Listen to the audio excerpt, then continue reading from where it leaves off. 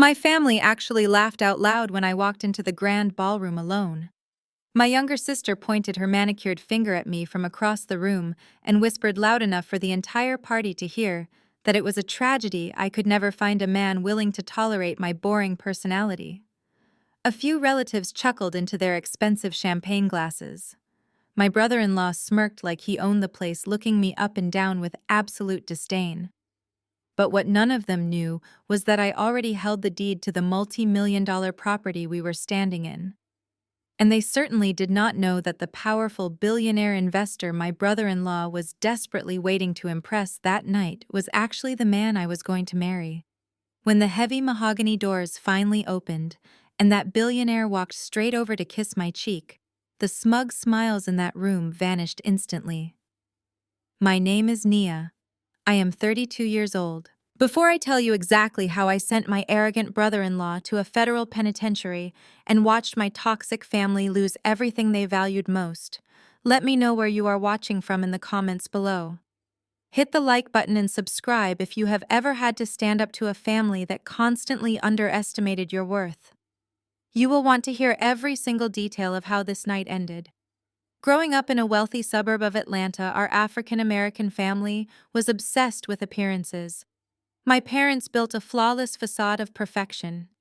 Behind the gates of our estate, however, the emotional reality was suffocating. My younger sister Chloe was the golden child. She was the pageant queen, the cheerleader, the one who never had to work for anything but received endless praise simply for existing. I was the scapegoat, the quiet daughter who preferred reading financial statements over attending socialite luncheons. While I spent my 20s building a grueling career as a forensic auditor, dismantling complex financial frauds for ultra-wealthy clients, Chloe spent her time marrying Bradley. Bradley was a 34-year-old white real estate developer who talked an incredibly big game. He loved using corporate buzzwords, acting like he was the ultimate savior of our family wealth.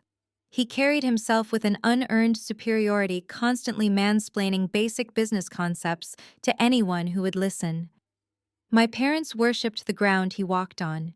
They viewed my analytical mind and my quiet independence as a massive failure. To them, a woman was only as successful as the wealthy man standing next to her. It was the night of my parents' Ruby anniversary party.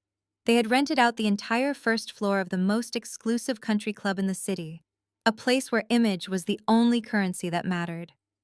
I arrived straight from a demanding week of corporate audits. I was wearing a tailored charcoal suit. I dressed for power, not for pageantry. But in my family, my lack of a sparkling designer gown and a rich husband on my arm meant I was a total embarrassment. The moment I pushed open the heavy double doors of the ballroom, the soft jazz playing in the background seemed to fade into a dense, heavy silence. The crystal chandelier cast a warm glow over 50 guests, dressed in their absolute best. I took a steady breath and stepped inside, holding my head high. I had barely taken 3 steps onto the polished marble floor when the mockery began. "Look who decided to grace us with her presence." Chloe's voice rang out sharply. She was standing near the center ice sculpture, draped in an emerald silk dress that cost more than my first car. She leaned into her group of friends and cousins, her eyes flashing with that familiar malicious spark. "And she is flying solo, as always." Honestly, I would feel bad for her if she was not such a walking spreadsheet. I guess nobody wanted to spend their Saturday night with a human calculator. Laughter erupted around her. My own cousins, aunts, and family friends chuckled, shaking their heads in agreement. Not a single person offered a defense. My chest tightened, a familiar ache radiating through my ribs. For a fraction of a second, I felt like that little girl again, crying alone in her bedroom, while the rest of the house celebrated downstairs. But I was no longer a helpless child seeking their conditional love. I was a senior partner at a major venture capital firm, and I held the keys to their entire financial future in my handbag. I maintained a polite, impenetrable smile, feeling the cold weight of the audit documents resting inside my leather briefcase, waiting for the perfect moment to strike. I navigated through the sea of relatives, making my way toward the extravagant gift table, draped in white satin near the back of the room. I carefully set down the custom wooden box containing the 1982 vintage Bordeaux. It had taken me 3 months of calling private collectors across the country to track down that exact bottle, simply because my father once casually mentioned it was his ultimate dream to taste it. But as I placed it next to a towering stack of perfectly wrapped boxes, my parents did not even look in my direction. They were standing just a few feet away, completely captivated by Bradley. My father, Marcus, a man who usually demanded absolute decorum and respect, was laughing loudly at one of Bradley's terrible jokes. My mother, Brenda, was lightly touching Bradley's arm, her face glowing with the kind of deep, unconditional pride she had never once directed at me. Bradley was holding court loudly, bragging about a massive new real estate acquisition that was supposedly going to double their retirement portfolio. He kept throwing around meaningless corporate words while my parents nodded along as if he were a financial genius.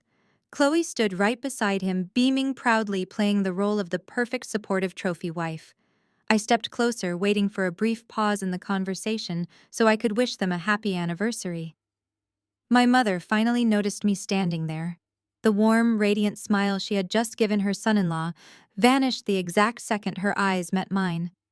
Her expression hardened into a familiar mask of disappointment.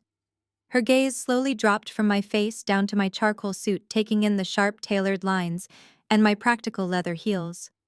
She let out a soft, sharp sigh that was perfectly calculated to be loud enough for the nearby guests to hear. "Nia," she said, her tone dripping with passive-aggressive pity, "I see you came straight from the office again.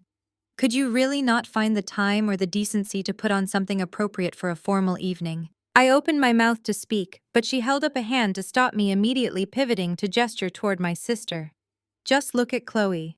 She spent hours getting ready for us today. That emerald dress is a designer piece. It shows respect for our family image and the effort we put into this party. But you walk in here looking like you are about to depose someone in a drab corporate conference room. It is no wonder you had to come alone tonight. Men want a woman who knows how to soften up, not someone who treats every dinner party like a board meeting." A few aunts standing nearby paused their conversations to listen, their eyes raking over me with quiet, heavy judgment. My father barely glanced at me before turning back to his scotch glass, offering a silent endorsement of my mother's public cruelty. He did not ask about my week. He did not acknowledge the rare gift sitting on the table behind me. Bradley smirked, pulling Chloe closer by her waist, visibly soaking up the validation that he had chosen the superior daughter. In the past, a public dressing down like this would have sent me rushing to the nearest bathroom to dry my tears. My mother knew exactly how to weaponize her disapproval to keep me feeling small and inadequate. She wanted me to apologize, to shrink my presence, to feel overwhelmingly grateful that I was even allowed in the room with them. I looked at the vintage wine I had just placed on the table, a symbol of a daughter desperately trying to buy her father's affection, and then I looked back at my mother's harsh, judging eyes. I did not apologize. I did not shrink. I simply smoothed the lapel of my perfectly tailored jacket and smiled a tight, knowing smile.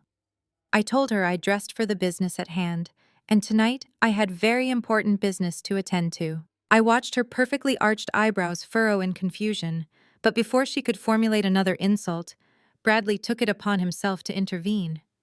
Bradley puffed out his chest, stepping forward with his arm draped possessively around Chloe's waist.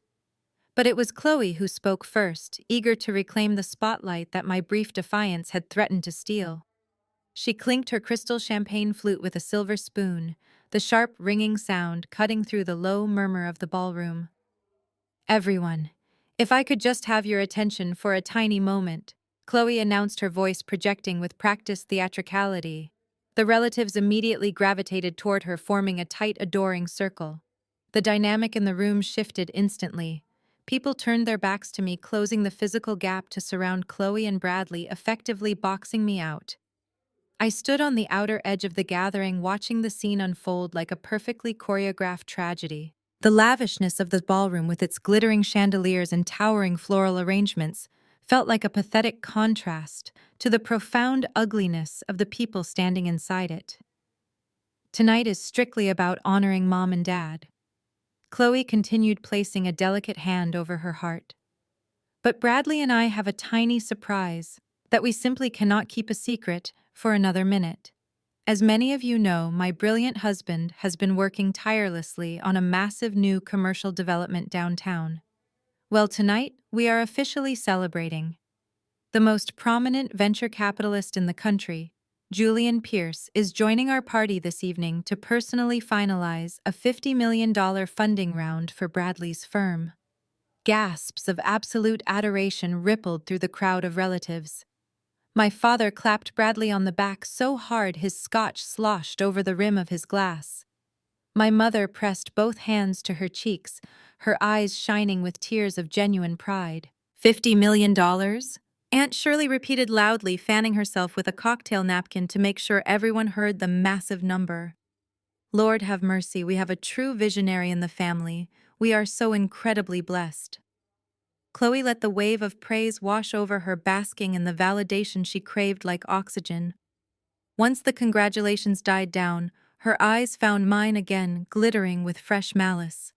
The entire room seemed to pivot, with her aiming their collective attention directly at my perceived failures. It is just incredible. Chloe sighed, her voice dripping with artificial sweetness and weaponized concern. Bradley is out here literally reshaping the city skyline, building actual generational wealth for our family. And Nia, well, Nia is still just crunching numbers for other people. Tell me, Nia, does it not get incredibly depressing? Sitting in a gray cubicle all day, looking at spreadsheets, counting millions of dollars that will never actually belong to you. A chorus of condescending murmurs swept through our relatives. The alliance was formed instantly, an unspoken agreement to tear me down to elevate the golden child. Aunt Shirley shook her head, adjusting her heavy pearl necklace. You really should have listened to your mother and found yourself a wealthy man in college, Nia. All those late nights studying, all those canceled family vacations, and for what? An accounting job. You cannot hug a ledger at night. My cousin Kevin laughed out loud, pointing a half-empty glass in my direction. Hey, do not knock it, Aunt Shirley. Somebody has to use the calculator. Maybe if Nia asks nicely, Bradley will let her do the basic bookkeeping for his new skyscraper. At least she would get to see what real money looks like. Bradley chuckled, holding up a hand in a display of mock humility. Now, let us not be too hard on Nia. The corporate grunts are the absolute backbone of the economy. They do the tedious, mind-numbing busy work so that true innovators and market disruptors like me can focus on the big picture. The sheer arrogance radiating from him was palpable. He actually believed his own lies. He believed he was the untouchable white savior of this affluent black family. And my family, so blinded by their desperation to align themselves with his perceived power, wealth, and whiteness, swallowed every single word without a second thought. They never ran a background check. They never asked for proof. They just handed over their blind loyalty. My mother stepped in not to defend me, but to twist the knife even deeper. Bradley is being too kind to you, Nia. You should be taking notes instead of standing there looking so defensive. You could learn a lot from him about ambition and drive. We are just so worried about your future. You are 32, entirely single, and stuck in a dead-end career. It absolutely breaks my heart to see you struggling to survive while your sister is thriving so beautifully. The irony was so potent, I could almost taste it. Struggling. Thriving. I watched my mother look at me with genuine pity. I watched Chloe beam with vicious triumph. I watched Bradley puff out his chest like a proud peacock, absolutely certain of his dominance. I did not flinch. I did not break eye contact. I remained a statue of absolute composure, my eyes razor sharp. To them, I was just a sad, isolated spinster in a cheap suit absorbing their blows. But behind my calm exterior, my mind was running a ruthless, precise audit of the room. I watched Bradley soak up the praise, completely unaware that I had spent the last 3 weeks dissecting his entire financial existence. I knew about the hidden shell companies registered in the Cayman Islands. I knew about the forged signatures on the loan documents. I knew that the $50 million deal he was bragging about was a desperate, fabricated illusion meant to cover up a massive Ponzi scheme that was days away from total collapse. And most importantly, I knew that Julian Pierce, The untouchable billionaire he was practically worshipping was not coming here tonight to shake his hand. My silence deeply unsettled them, though they tried their best not to show it. When a victim refuses to bleed, the bullies immediately lose their power. I let my gaze travel slowly from Bradley's custom-tailored tuxedo down to his polished leather shoes, and then back up to his smug face. I gave him a slow, chillingly calm smile. It was the exact smile a predator gives right before the steel trap snaps completely shut. "All right, ladies, let us bring the temperature down a notch," Bradley interjected, stepping between my mother and me with the exaggerated swagger of a referee breaking up a title fight. He placed a heavy, patronizing hand on my shoulder, his grip just tight enough to be a physical display of dominance. "Brenda, why do you not go grab us some more of those crab cakes? Let me talk to Nia for a second. Just you and me, sister to brother."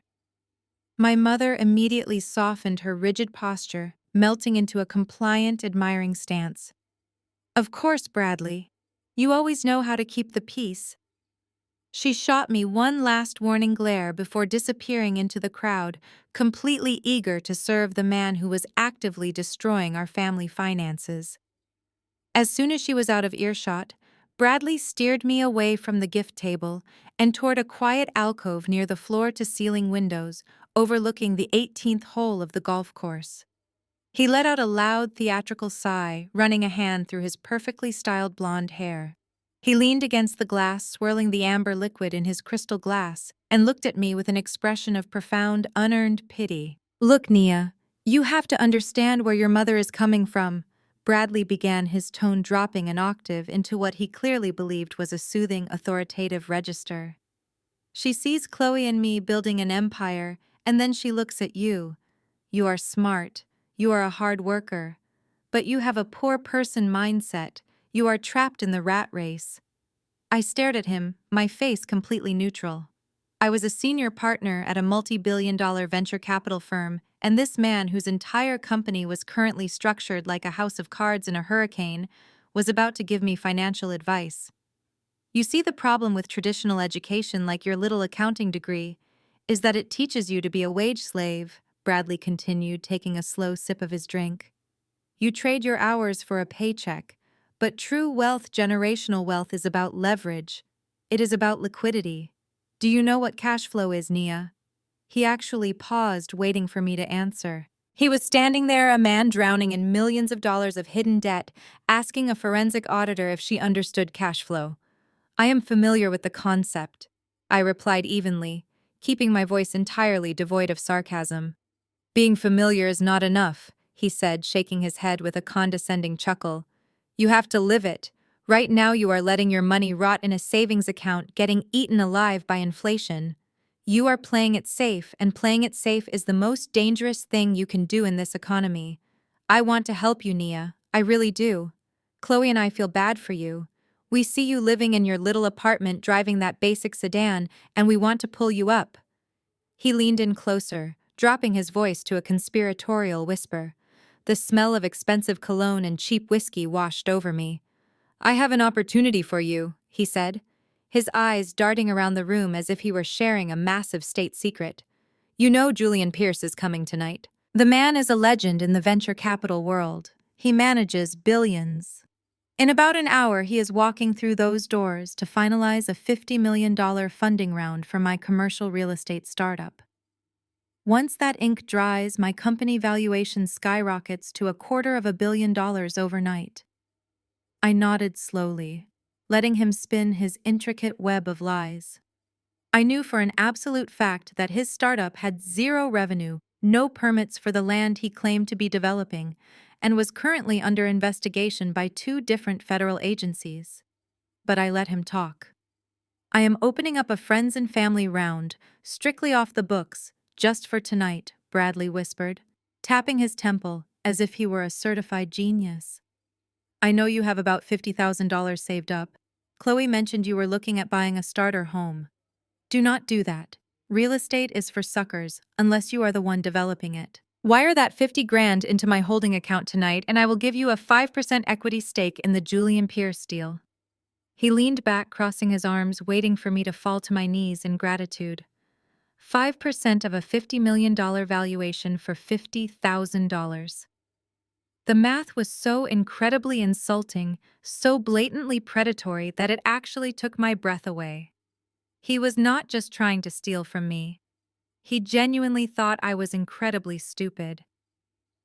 $50,000, I repeated slowly, letting the number hang in the air. It is a steal, Bradley assured me, his smile widening. Normally, my minimum buy-in for outside investors is $500,000. But you are family. I want to see you win, Nia. I want to see you quit that depressing corporate job and actually live a little. Imagine the look on your mother's face when you roll up to Thanksgiving in a Porsche. I can make that happen for you. I looked at the sweat gathering at his hairline. Despite his confident posture, his pupils were slightly dilated and his breathing was shallow. He was desperate. I had analyzed his bank records 3 days ago. He had a balloon payment of exactly $48,000 due on a high-interest predatory loan by Monday morning. If he did not pay it, his luxury cars were going to be repossessed. He was trying to drain my life savings to cover his own catastrophic failures, dressing up his theft as a massive favor. That is a very generous offer, Bradley. I said, my voice smooth and perfectly calibrated. But 5% equity on a $50 million raise implies a post-money valuation that does not quite align with a $50,000 buy-in. Furthermore, if you are closing a deal with Pierce Holdings tonight, accepting unaccredited investor funds through an off-the-books transaction would violate federal securities regulations. Have your lawyers drafted the revised capitalization table to reflect my entry? For a split second, the smug mask slipped. His eyes widened and a flash of genuine panic crossed his face. He had expected me to be dazzled by the big numbers, not to hit him with corporate compliance laws. But the arrogance of a mediocre man is a powerful shield. He quickly recovered, letting out a loud, patronizing laugh that sounded more like a nervous bark. "Listen to you throwing around textbook terms," Bradley sneered, shaking his head. "This is exactly why you are stuck in middle management, Nia. You are too obsessed with the red tape. In the real world, the movers and the shakers do not wait for lawyers to draft paperwork. We make handshake deals. We move fast and break things. Julian Pierce operates the exact same way. That is why he and I see eye to eye." I had to bite the inside of my cheek to keep from laughing out loud. Julian Pierce, the man who scrutinized every single decimal point in a contract and fired executives for rounding errors, did not make handshake deals. "I am giving you a golden ticket," Nia Bradley said, his tone turning slightly aggressive. The friendly brother-in-law act was fading, replaced by the desperate con artist beneath. "You have until the end of the night to transfer those funds. Once Julian walks in here and signs that term sheet, the door closes forever. Do not let your rigid, pathetic little mindset keep you poor for the rest of your life."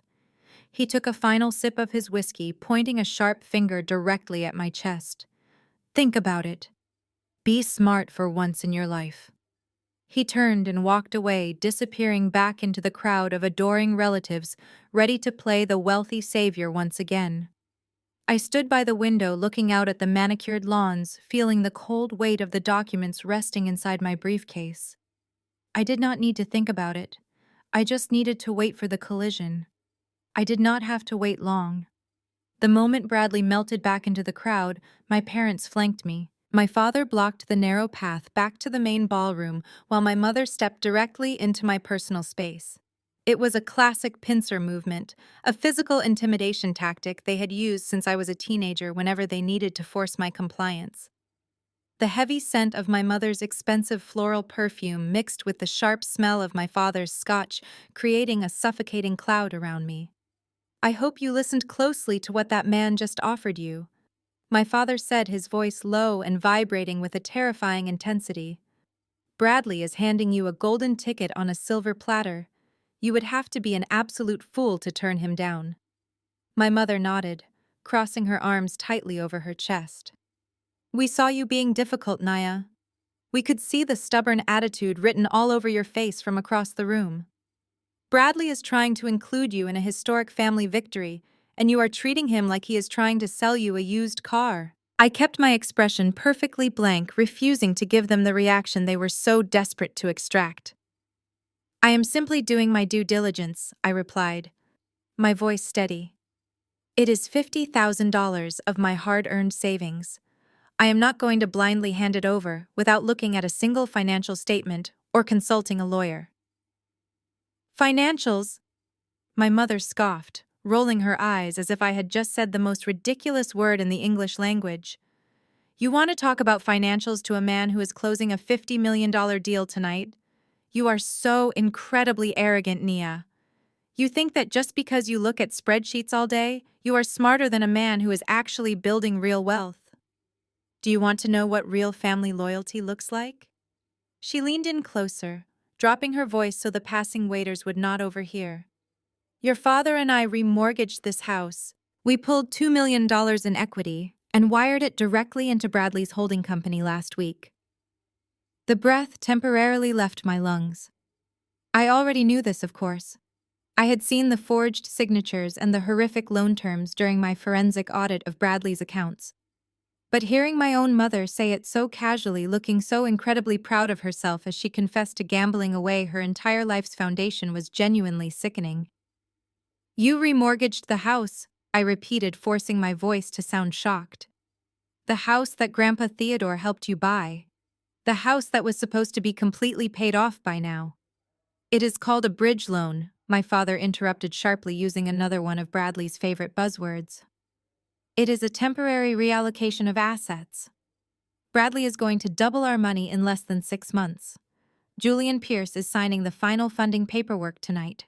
We are securing a massive, luxurious retirement for ourselves, and we are securing a permanent legacy for Chloe. My mother reached out and jabbed a manicured finger hard against my shoulder. Now it is your turn to step up, she demanded, dropping all pretenses of a polite conversation. Bradley needs a little extra liquidity to cover the immediate closing costs and the legal retainers for the Pierce deal. $50,000 is absolutely nothing compared to what your father and I just put on the line. You are going to transfer that money into his account tonight. You are going to be a team player for once in your miserable life. I looked at the two of them. These were the people who were supposed to protect me. Instead, they were acting as willing enforcers for a con artist eager to drain my bank account, to feed a parasite who did not care if they all ended up sleeping on the street. No, I said softly, but with absolute finality. I am not giving him a single dime. The silence that followed was deafening. My father's face turned a dangerous shade of crimson. My mother actually gasped, taking a step back as if I had physically struck her. You selfish, ungrateful little wretch! My mother hissed, her face contorting with a rage so ugly it completely ruined her polished exterior. You have always been like this. You are so horribly bitter and jealous of your sister that you would rather see her husband fail than help this family succeed. You are just angry because Chloe found a successful, handsome man to take care of her while you are entirely alone. My father added his words, designed to inflict maximum emotional damage. You sit in your empty apartment, counting other people's money, pretending you are so independent. But the truth is, nobody wants you. You are 32 years old, and you have absolutely nothing to show for it, except a miserable attitude and a cheap suit. My mother stepped right back into my face, her voice trembling with venom. Bradley was right about you. You have a poverty mindset. You are going to die alone and broke because you are too arrogant to accept help from your betters. If you do not wire that money to Bradley tonight, do not bother calling us for the holidays. You are completely cut off. I felt my fingernails digging deeply into the palms of my hands. I clenched my fists so tight my knuckles turned white. The sheer breathtaking audacity of their demands sent a surge of pure adrenaline through my veins. They were threatening to cut me off. They were standing in a house that was 30 days away from foreclosure, wearing clothes bought with stolen money, threatening to abandon the only person in the room who actually had the power to save them. For a fraction of a second, a tiny part of me wanted to scream the truth. I wanted to open my briefcase, pull out the audit reports, and shove the undeniable proof of Bradley's massive Ponzi scheme right into their faces. I wanted to watch their smug, superior expressions crumble into absolute terror as they realized they had handed their entire life savings to a criminal. But I did not. I took a slow, deep breath, releasing the tension in my hands. The anger evaporated, replaced by an absolute icy clarity. They had made their choice. They had chosen the golden child and the white savior over their own flesh and blood. They had willingly offered me up as a sacrifice to fund their delusions of grandeur. There was no more guilt. There was no more longing for a family that never truly existed. I owed them absolutely nothing. "I promise you," I said, my voice eerily calm, cutting through my mother's hysterical breathing. "By the time this party is over, everyone in this room will get exactly what they deserve." My parents stared at me, visibly unnerved by my complete lack of emotion. They had expected tears. They had expected me to crumble under the weight of their rejection. They did not know how to handle a woman who was no longer afraid of them. Before my father could launch into another tirade, a sudden massive shift in the atmosphere swept through the ballroom. The low murmur of conversation abruptly died. The soft jazz music seemed to fade into nothingness. Even the clinking of champagne glasses stopped entirely. My parents slowly turned their heads toward the grand entrance, their anger instantly forgotten, replaced by a desperate, hungry anticipation. The heavy mahogany doors had been pulled wide open by the club staff. The collision I had been waiting for had finally arrived. A man stepped across the threshold, and the entire ballroom collectively held its breath. Julian Pierce did not just enter a room, he altered the gravitational pull of it. At 38 years old, he was a towering figure of quiet, ruthless authority. He wore a bespoke midnight blue suit that draped perfectly across his broad shoulders, a stark contrast to the flashy, ill-fitting tuxedos worn by the other men in the room. There was no entourage surrounding him. There were no frantic assistants buzzing around his personal space. He did not need them. He possessed the kind of authentic masculine power that did not require volume or an audience to be felt. As he stood in the grand entrance, his sharp dark eyes slowly scanned the crowded room. The soft chatter that usually filled the country club evaporated instantly. The jazz quartet playing in the corner actually missed a beat, the saxophone player lowering his instrument mid-note as he recognized the man standing by the doors. Whispers ripped through the crowd of relatives and family friends like a sudden gust of wind. People were elbowing each other, pointing discreetly, their faces pale with absolute shock. Everyone in that room, from my status-obsessed mother to my wealthiest cousins, knew exactly who Julian Pierce was.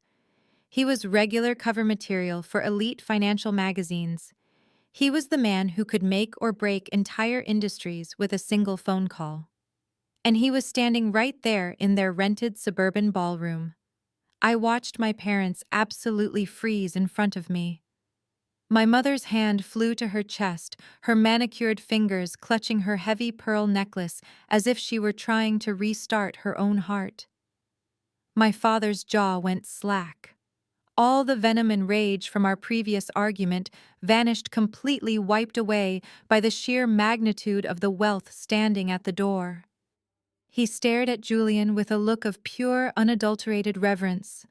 In their minds, their massive, reckless gamble had just paid off. The $2 million they had secretly pulled from their own retirement fund was finally justified. The billionaire had arrived just as their golden son-in-law had promised. Across the room, Chloe let out a high-pitched squeal of delight that was impossible to ignore. She grabbed the arm of her nearest friend, pointing excitedly toward the entrance, already playing the role of the triumphant visionary's wife. She smoothed down the front of her emerald designer dress, preparing to be photographed next to greatness. But no one in the room was more deeply affected than Bradley. When Bradley saw Julian walk through those heavy oak doors, his entire posture transformed. The nervous, greasy sweat that had been gathering at his hairline seemed to instantly evaporate, replaced by a blinding, arrogant euphoria. He puffed out his chest, his face stretching into a massive, triumphant grin. He looked around the room, making sure every single person was watching him.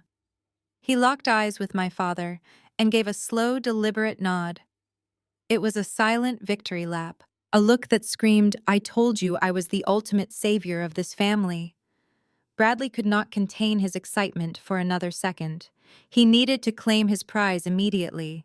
He needed everyone in that room to see the billionaire acknowledge him as an absolute equal.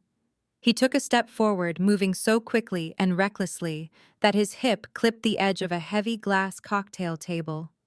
A velvet-upholstered chair was caught in his path, and he knocked it completely over. The heavy wooden legs hit the polished marble floor with a loud, echoing crack that sounded like a gunshot in the perfectly silent room. But Bradley did not even flinch. He did not look down at the mess he made. He did not pause to apologize to the startled guests who had to rapidly jump out of his way to avoid the falling furniture. He just kept walking, picking up his pace, until he was practically jogging across the center of the ballroom. He was a man rushing toward his own magnificent coronation. I stood rooted to my spot near the large glass windows, watching the entire spectacle unfold with absolute chilling serenity. I watched Bradley quickly adjust the lapels of his jacket, running a frantic hand through his blonde hair to make sure he looked the part of a highly successful tech founder. He was so completely consumed by his own delusions, so drunk on the validation of the room, that he failed to notice the subtle shift in Julian's demeanor. He failed to see that Julian's eyes had stopped scanning the crowd the exact second they found me standing alone in the back corner. Aunt Shirley and my cousin Kevin, who had just spent the last 20 minutes mocking my career and my outfit, were now watching Bradley with open mouths, totally hypnotized by the spectacle. They parted like the Red Sea to let him through. Bradley strutted past them, his ego expanding with every single step.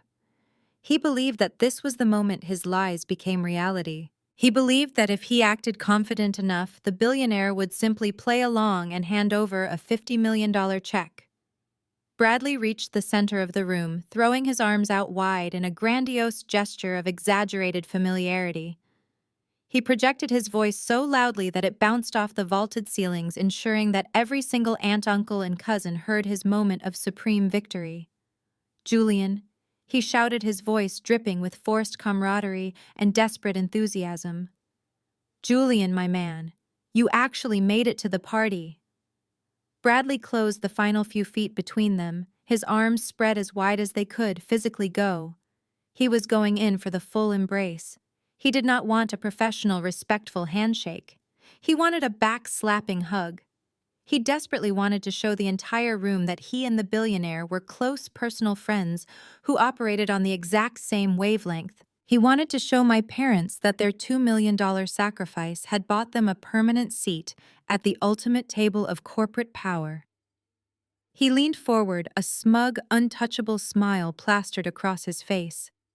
He was completely oblivious to the fact that he was about to step directly off a cliff. Bradley held his breath, his arms fully extended like a man waiting to catch a falling bag of gold. He had rehearsed this exact moment in his mind 1,000 times. He was completely ready for the firm, validating handshake, the masculine pat on the back, and the loud, boisterous greeting that would permanently cement his status as the undisputed king of our family. He leaned his weight forward, a massive, triumphant grin stretching across his flushed face, fully prepared to bask in the blinding glow of the billionaire's attention. But Julian did not slow down. He did not extend a hand. He did not even blink. With the effortless, fluid motion of a man who is accustomed to moving through crowded spaces without ever being obstructed, Julian simply shifted his weight to the left. It was a microscopic adjustment, a casual pivot of his broad shoulders, but it was executed with such devastating precision that Bradley was left grasping at completely empty air.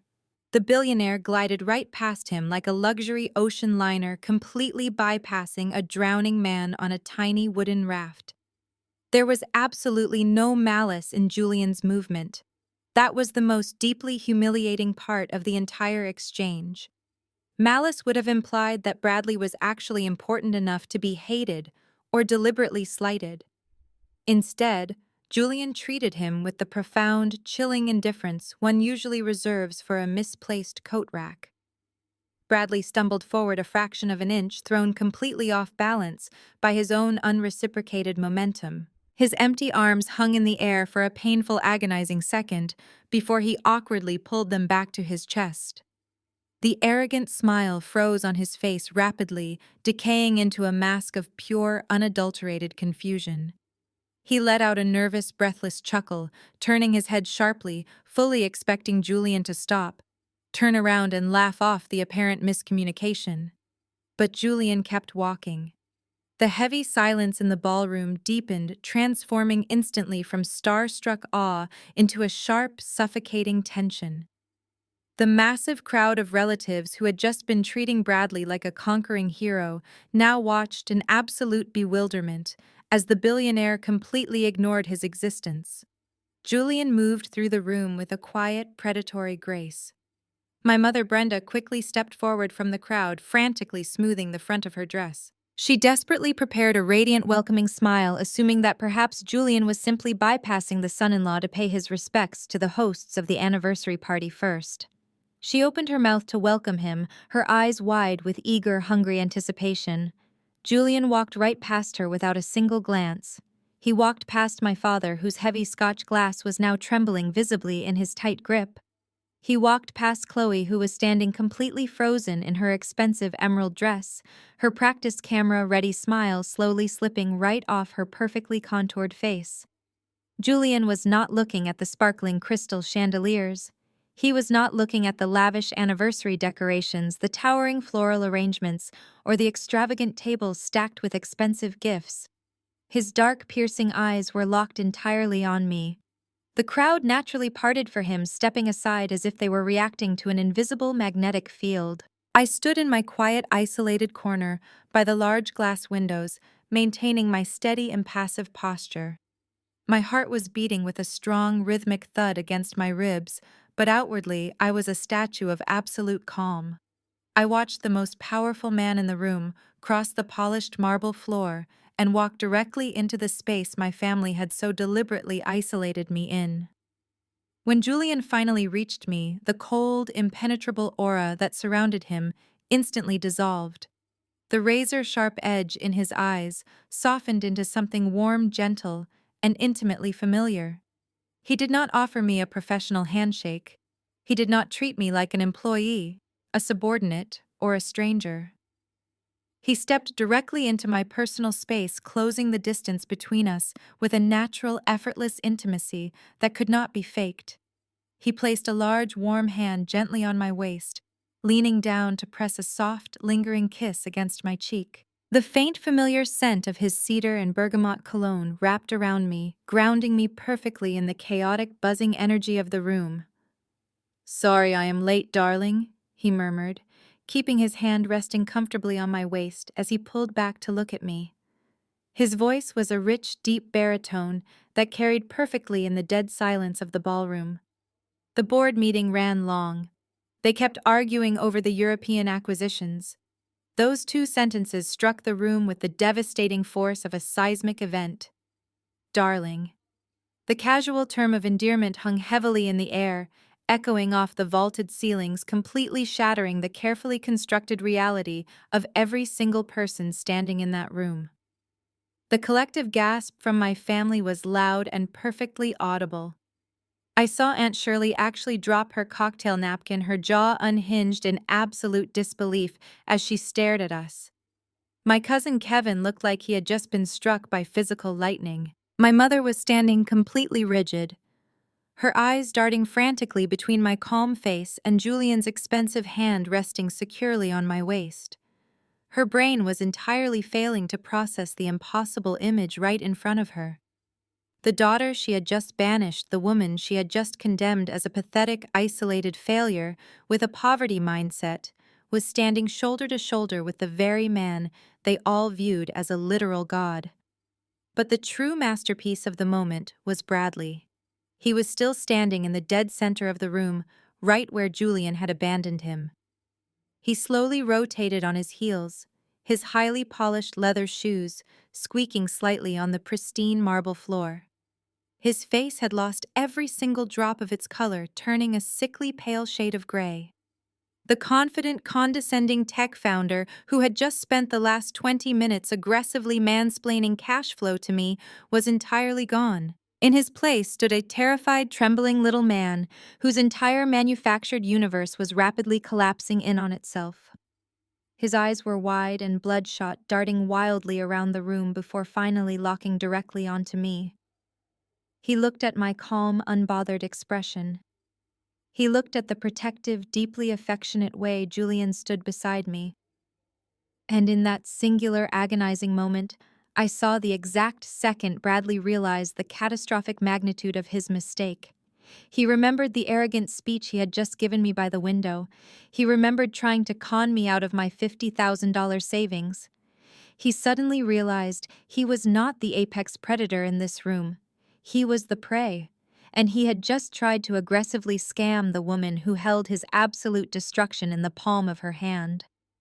Julian slowly lifted his head, his dark eyes finally acknowledging Bradley's existence for the first time since he walked into the room. The billionaire looked at the pale, trembling man standing a few feet away, with an expression of mild, detached curiosity, the way a scientist might study a particularly uninteresting insect under a microscope. He did not let go of my waist. In fact, his grip tightened just slightly, in a silent display of absolute solidarity. Mr. Pierce Bradley finally managed to croak, his voice cracking horribly. He cleared his throat desperately, trying to summon back the arrogant tech founder persona he had been wearing just moments ago, but the sound that came out was thin and reedy. "Mr. Pierce, it is an absolute honor. I am Bradley. We were supposed to finalize the funding round tonight." Bradley swallowed hard, his eyes darting frantically between Julian and me. He forced a strained, deeply uncomfortable laugh, wiping the gathering sweat from his forehead with the back of his hand. "I am sorry, I am just a little confused. How exactly do you know Nia? She is my sister-in-law. She is just a low-level clerk at some corporate accounting firm downtown." The moment the words left his mouth, a collective cringe seemed to ripple through the room. My mother closed her eyes tightly, recognizing instantly that Bradley had just made a catastrophic error in judgment. Even Chloe, who usually lacked any basic awareness of social dynamics, took a small, hesitant step backward. Julian raised a single, perfectly sculpted eyebrow. A low, dangerous chuckle rumbled in his chest. Low-level clerk. He repeated the words slowly, letting the sheer absurdity of the statement hang in the heavy air of the ballroom. "Is that what you told them, darling? That is incredibly modest of you." Julian turned his head slightly to look down at me, his eyes gleaming with a mixture of amusement and deep, unwavering respect. "I suppose dismantling multi-million-dollar corporate frauds before breakfast does lack a certain glamour." He then turned his attention back to Bradley. The amusement vanished instantly from his face, replaced by a cold, terrifying authority. "Nia is not a low-level clerk. Nia is a senior partner at Pierce Holdings. She is the head of our global risk assessment and forensic auditing division. In fact, she personally oversees the final approval for every single venture capital investment our firm makes that exceeds $10 million. The silence that followed was absolute. It was the kind of deafening quiet that occurs precisely 1 second after a bomb goes off, before the shockwave actually hits. My father, who was still clutching his glass of scotch, went entirely rigid. The color drained completely from his face as the mathematical reality of his $2 million gamble suddenly crashed down on him. My mother let out a small, strangled gasp, her hands flying to her mouth in pure horror. Aunt Shirley, Cousin Kevin, and the rest of the relatives who had spent the last hour treating me like a pathetic, isolated failure were now staring at me with expressions of abject terror. Bradley staggered back half a step, his polished shoes squeaking loudly against the marble. "No," he whispered, shaking his head frantically. "No, that is impossible. I met with your acquisition team last week. They said the final decision was entirely up to the silent partner. They said the silent partner was reviewing my financials." Julian smiled, but it was a smile completely devoid of warmth. "That is correct. And you are currently looking directly at her. Nia is the silent partner. She has been reviewing your financials for the past 3 weeks. Bradley's knees actually buckled slightly. He reached out a trembling hand and grabbed the edge of a nearby cocktail table to keep himself from collapsing onto the floor. The realization was hitting him in brutal, agonizing waves. He had not just insulted his sister-in-law. He had spent the last hour actively trying to scam the exact person who held the absolute power to either fund his massive real estate project or completely destroy him. He had condescendingly mansplained cash flow to the woman who controlled a multi-billion-dollar venture capital fund. "But I submitted my application to Pierce Holdings months ago," Bradley stammered, his voice rising in panic. "If she was the senior partner, why did she not say anything? Why did she let me stand here and talk to her like that?"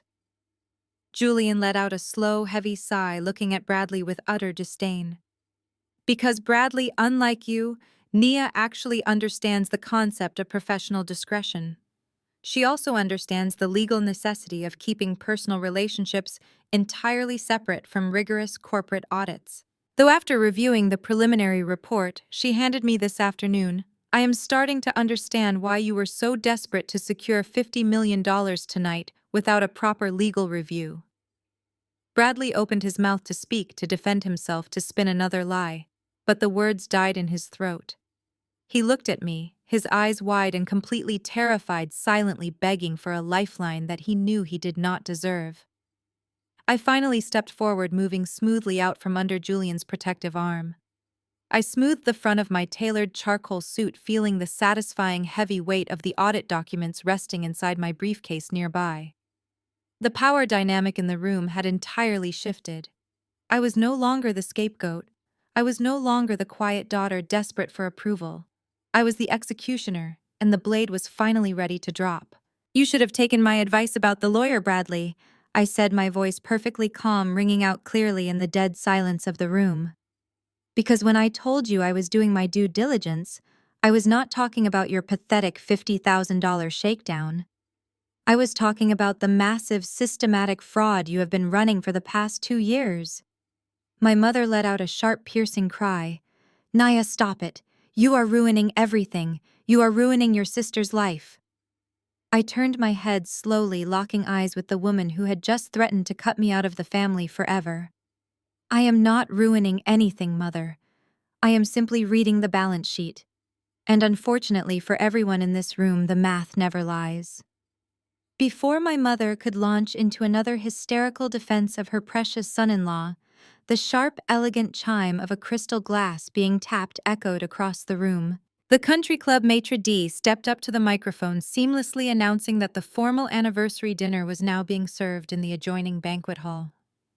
The timing was almost poetic. The grand revelation had completely sucked the oxygen out of the room, and now my family was forced to swallow their absolute terror and march into a 5-course plated dinner as if the world had not just shifted beneath their feet. Julian rested his hand lightly on the small of my back, guiding me toward the grand double doors of the dining room. The crowd of relatives parted for us once again, but this time the whispers were entirely different. There was no mockery. There was only a thick, suffocating blanket of awe and fear. We approached the head table, an extravagant setup draped in white silk and covered in cascading white orchids. Traditionally, the anniversary couple sat in the center, flanked by their children. But the seating arrangement suddenly felt like a massive political chessboard. Julian gracefully pulled out a high-backed mahogany chair for me, taking the seat directly to my right. Within seconds, the frantic scrambling began. My parents, who had ignored me for the entire first hour of the party, practically shoved their way past Aunt Shirley to claim the seats directly across from us. Chloe and Bradley hurried to take the chairs right next to them. Bradley moved like a man walking to his own execution. He kept his eyes glued to the expensive china plate in front of him, his face still a terrifying shade of gray. The moment the first course of lobster bisque was placed in front of us, the massive, shameless pivot began. My mother leaned forward, her face stretched into a smile so wide and desperate it actually looked painful. She reached across the table, completely ignoring the country club servers, and personally adjusted my silver water goblet. Nia, sweetheart, my mother cooed, her voice dripping with a sickeningly sweet tone I had not heard directed at me since I was a toddler. You absolutely have to try the imported butter with this bread. It is phenomenal. I specifically made sure they seated you at the head table because I wanted my two beautiful daughters right by my side tonight. I slowly picked up my spoon, meeting her frantic gaze with absolute emotional detachment. You wanted me by your side, I repeated flatly. Just 20 minutes ago, you told me I was a selfish wretch who was going to die alone and broke. You literally threatened to cut me out of the family if I did not hand over my savings to Bradley. My mother let out a loud, theatrical laugh, waving her hand in the air as if she were swatting away a pesky fly. Oh, Nia, please. You know how highly emotional I get. I was just teasing you. We were all just engaging in a little family banter to get a rise out of you. You have always taken things entirely too seriously. Your father and I have always known you are destined for absolute greatness. We just wanted to push you to realize your full potential. The sheer audacity of her gaslighting was breathtaking. She was attempting to rewrite decades of emotional abuse and a literal extortion attempt as motivational parenting. Chloe chimed in next, leaning across Bradley to flash me a brilliant, perfectly glossed smile. Honestly, Nia, I was telling Bradley just the other day how incredibly chic your professional style is. That charcoal suit is so powerful. It screams CEO. I always knew you were doing big things downtown. You are the smartest person in this entire family. This was the same sister who less than an hour ago had loudly called me a walking spreadsheet and a human calculator. I took a slow sip of my water, letting the silence stretch out, forcing them to sit in the uncomfortable, desperate mess they had created. Julian sat beside me, eating his meal with quiet elegance, observing the pathetic display of sycophancy with cold amusement. He did not say a single word to them, which only made them sweat even more. When the main course of filet mignon arrived, the pleasantries were abruptly tossed aside. The desperation had reached a boiling point. My father set his fork down, clearing his throat loudly. He shot a nervous glance at Julian before leaning heavily over the table toward me. So, Nia, my father began attempting to use his authoritative patriarch voice, though it cracked slightly under the immense pressure. Let us talk about family business. Since you are the silent partner at Pierce Holdings, that means you and Julian hold the keys to the kingdom.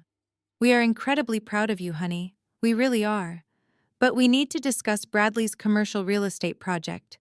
The deadline for the $50 million funding round is tonight. He gestured toward Bradley, who practically flinched when his name was spoken. Bradley has put his blood, sweat, and tears into this development. And as your mother mentioned earlier, your parents have a substantial amount of equity tied up in his success. We need you to put a rubber stamp on that audit report. Tell Julian that Bradley is a solid investment. We need to keep this wealth inside the family. My mother reached across the table, attempting to place her hand over mine, but I calmly moved my hand away to pick up my wine glass. Please, Nia, she whispered, her eyes wide with a frantic, begging intensity. We are family. You have the power to change all of our lives tonight. Just tell Julian to sign the term sheet. Do this for us, and I promise you things will be completely different from now on. You will have the respect you have always wanted. I swirled the dark red wine in my crystal glass, watching the liquid catch the light from the chandeliers overhead. They were trying to bribe me with the basic human decency and parental love that they should have freely given me my entire life. They thought I was still that broken little girl who would trade her integrity for a seat at their table. I looked at Bradley. He was staring at his uncut steak, his chest rising and falling in rapid, shallow breaths. He knew exactly what was inside the audit report. He knew there was no $50 million deal. He was just silently praying that I would cover for him to save my parents from total financial ruin. I am afraid business does not operate on family favors, Mother, I said, my voice smooth and perfectly pleasant. A $50 million capital injection requires rigorous transparency. But since we are all sitting here as one big happy family, Why do we not discuss Bradley's solid investment right now? I set my glass down and offered Bradley a chilling, predatory smile. The psychological game had officially begun. Tell me, Bradley, I asked, leaning slightly forward. How is the zoning approval coming along for that massive commercial plot downtown? The one you promised my parents was going to double their retirement fund. Did the city council finally approve your permits, or are you still operating a highly illegal shell company out of a registered mailbox in the Cayman Islands? The color completely drained from my father's face. My mother froze her fork halfway to her mouth. Chloe whipped her head around to look at her husband, her perfectly constructed smile instantly shattering. Bradley opened his mouth, but no sound came out. He looked like a man who had just stepped on a landmine and was waiting for the inevitable explosion. I did not raise my voice. I did not break my polite posture. I just sat at the head of the table, flanked by the most powerful man in the room, slowly and methodically tightening the noose around his neck. Bradley let out a sharp, breathless laugh that sounded more like a dry heave. He tugged violently at the collar of his custom-tailored shirt, suddenly looking as though the expensive fabric was actively strangling him. The confident, untouchable aura he had paraded around the country club for the past hour was entirely gone, replaced by the frantic energy of a cornered animal. Instead of answering my question about his illegal offshore accounts, he completely ignored me. He decided to play the only desperate card he had left. He believed that if he could just get the billionaire to look at his presentation, all of the fraud, the lies, and the stolen money would simply be swept under the rug in the name of corporate synergy. Always the meticulous auditor, Nia Bradley choked out, his voice trembling so violently he had to clear his throat twice. But we are not here to talk about minor administrative details. We are here to talk about the future. We are here to talk about a fundamental paradigm shift. His hands were shaking visibly as he reached under the table and hauled his leather briefcase onto his lap. He fumbled with the brass clasps, his polished fingernails scratching against the metal in his frantic rush. He pulled out a silver iPad and practically slammed it onto the white tablecloth right next to his untouched filet mignon. He propped the screen up, his fingers swiping frantically to open a slide deck filled with glossy computer-generated images of skyscrapers that did not actually exist. Mr. Pierce Julian, if I may. Bradley pitched his voice louder, projecting across the table in a desperate attempt to command the room. I know this is a family celebration, but in our industry, time is money, and the market waits for absolutely no one. I want to show you exactly why my firm is the premier investment opportunity of the decade. What we are executing is a highly agile deployment of brick-and-mortar assets, leveraging hyper-local ecosystems to maximize vertical integration. I sat back in my chair, folding my hands softly in my lap, and watched the spectacular train wreck unfold.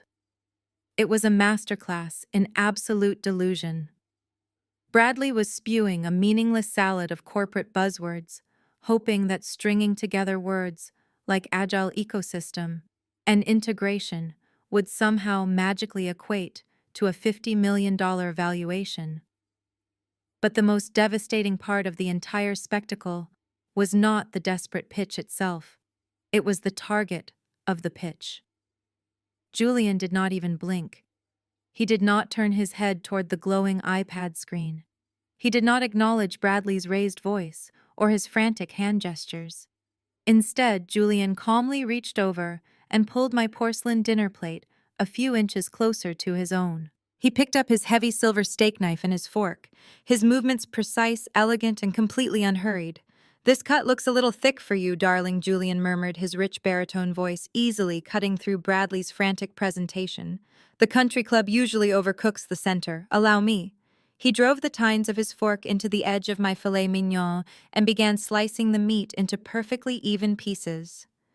The quiet, rhythmic scraping of his silver knife against the fine china was the only response Bradley received. It was the ultimate display of absolute crushing apathy. To a narcissist like Bradley, being hated or yelled at was manageable because it meant he was still significant.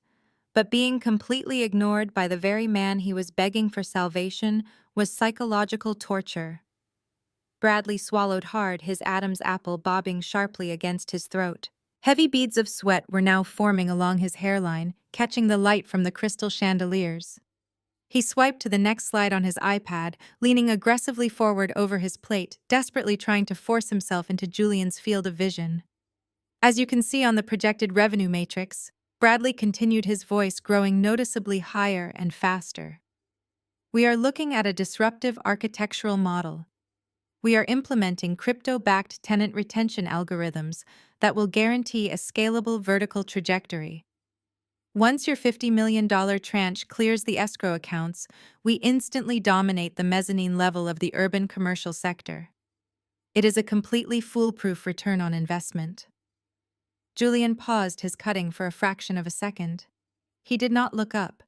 He simply reached out with his left hand, picked up a small silver gravy boat, and meticulously poured a thin ribbon of peppercorn reduction over the freshly cut pieces of my steak. Do you prefer the peppercorn or the béarnaise sauce tonight?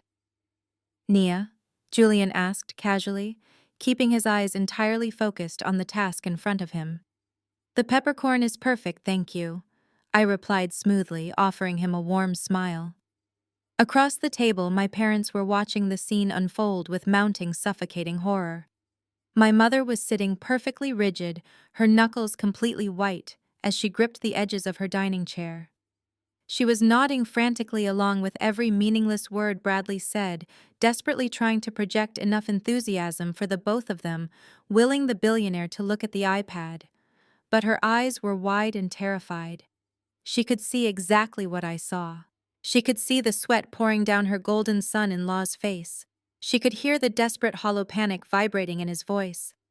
My father was faring even worse. The confident patriarch who had bullied me in the corner just 30 minutes ago was practically shrinking into his suit.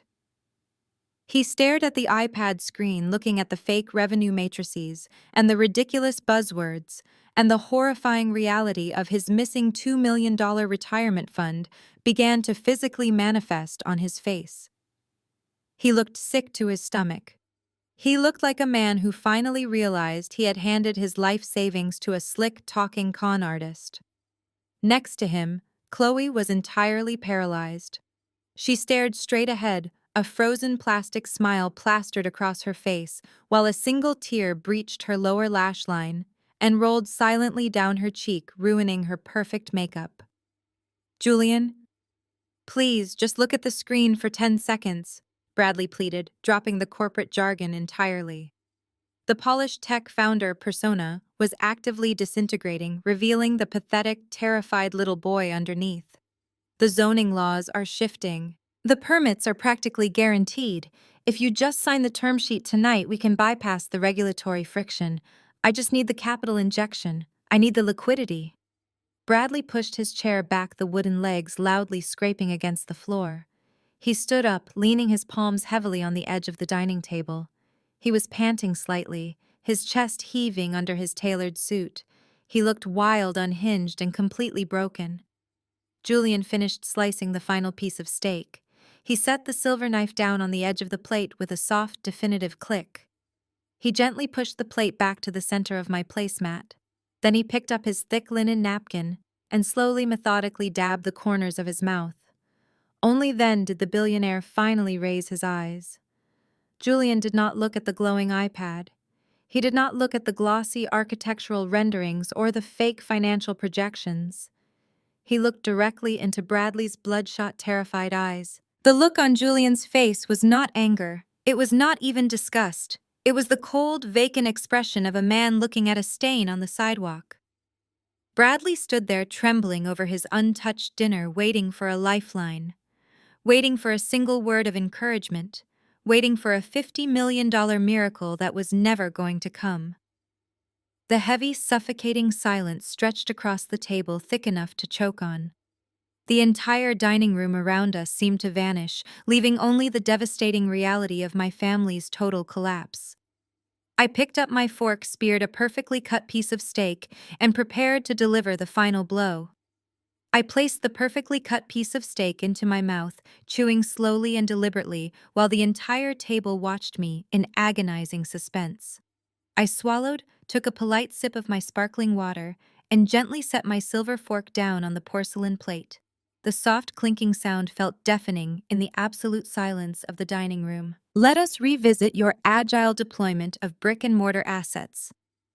Bradley, I said, keeping my voice conversational as if we were discussing the weather rather than his impending federal indictment. According to the preliminary cash flow statements you submitted to my acquisition team, your primary development subsidiary currently generates zero incoming revenue, yet you reported a sudden unexplained capital injection of exactly $2 million on the 4th of this month. Bradley flinched as if I had physically struck him. His eyes darted frantically toward my father, who was suddenly gripping the edge of the table so hard his knuckles were stark white. That, Bradley stammered, his voice cracking horribly. That was seed capital. Early-stage liquidity from private angel investors who believe in the long-term vision of the ecosystem. Private angel investors? I repeated, raising an eyebrow. Would those private investors happen to be named Marcus and Brenda? My mother let out a sharp, strangled gasp. My father looked like he was about to be physically sick. Bradley swallowed hard, rapidly swiping a trembling hand across his sweating forehead. The source of the seed capital is irrelevant to the corporate valuation, Bradley argued defensively, his pitch rising into a frantic whine. Capital is capital. It shows strong local backing. It validates the market demand. Normally, yes, I agreed smoothly. But the problem is, what happened to that capital after it entered your holding account? You see, Bradley, my forensic team tracked a rather interesting wire transfer initiated exactly 48 hours after my parents remortgaged their home. $1.5 million was moved completely out of your corporate accounts and routed into an offshore entity registered in the Cayman Islands. The color completely drained from Bradley's face. He stared at me with wide, unblinking eyes, his mouth opening and closing like a suffocating fish. An entity, I continued, my voice sharp and precise, registered to a post office box under a shell company named after your childhood golden retriever. Would you care to explain to Julian and the rest of the table how a commercial real estate startup operating exclusively in downtown Atlanta requires offshore tax havens for non-existent revenue? It is a standard corporate tax optimization strategy. Bradley blurted out, his voice practically hysterical now. He was gripping the edges of his iPad so tightly his fingers were trembling. You clearly do not understand advanced financial structuring, Nia. We are positioning the firm for international scalability. You have to shelter early liquidity from aggressive capital gains taxes. Tax optimization requires actual taxable income. Bradley. I corrected him, dropping the polite tone entirely. The temperature in my voice plummeted, carrying the absolute uncompromising weight of a senior auditor cornering a thief. You have no income. What you do have is a highly leveraged debt structure built on absolute fiction. You claim the downtown parcel of land as collateral for your existing loans. But public property records clearly show you do not hold the deed to that land. You hold a contingent lease option, and that option expired 3 months ago. You are borrowing money against assets you do not even own. He pushed his chair back violently, the wooden legs screeching against the polished floor. The sophisticated tech founder persona completely shattered, leaving behind nothing but a cornered, desperate fraud. You are twisting the numbers, Bradley shouted, his voice echoing loudly across the elegant dining room. Several guests at neighboring tables turned their heads to stare, but Bradley was too far gone to care about the public spectacle. You are deliberately misrepresenting the data to make me look bad. I did not raise my voice to match his. I simply leaned forward, resting my forearms on the table. Explain your current debt-to-equity ratio. You owe over $4 million to various private lenders, excluding the money you manipulated my parents into giving you. How exactly are you making the minimum monthly payments on those high-interest loans without a single dollar of actual revenue? Bradley was hyperventilating now. His chest heaved against his tailored shirt. He looked at Julian, who was still sitting perfectly still, watching the meltdown with cold, terrifying apathy. Bradley realized he was never going to get the $50 million. He realized he was utterly exposed. And when a narcissist is stripped of their lies, their underlying bigotry always bubbles to the surface. "You know what I am done answering to you?" Bradley spat, his face twisting into an ugly, hateful sneer. The sheer panic in his eyes was instantly replaced by a venomous, condescending rage. He pointed a shaking finger directly at my face. "This is exactly the problem with giving people like you a little bit of corporate power. You get a fancy title and suddenly you think you have the right to sit at the big table and interrogate actual builders." "People like me?" I asked softly, my eyes narrowing. "Yes, people like you," Bradley yelled, leaning aggressively over the table. "You sit in your air-conditioned office, counting other people's money, acting like you are some business genius. But you do not know how the real world works. You do not know what it takes for a man to actually build an empire from scratch.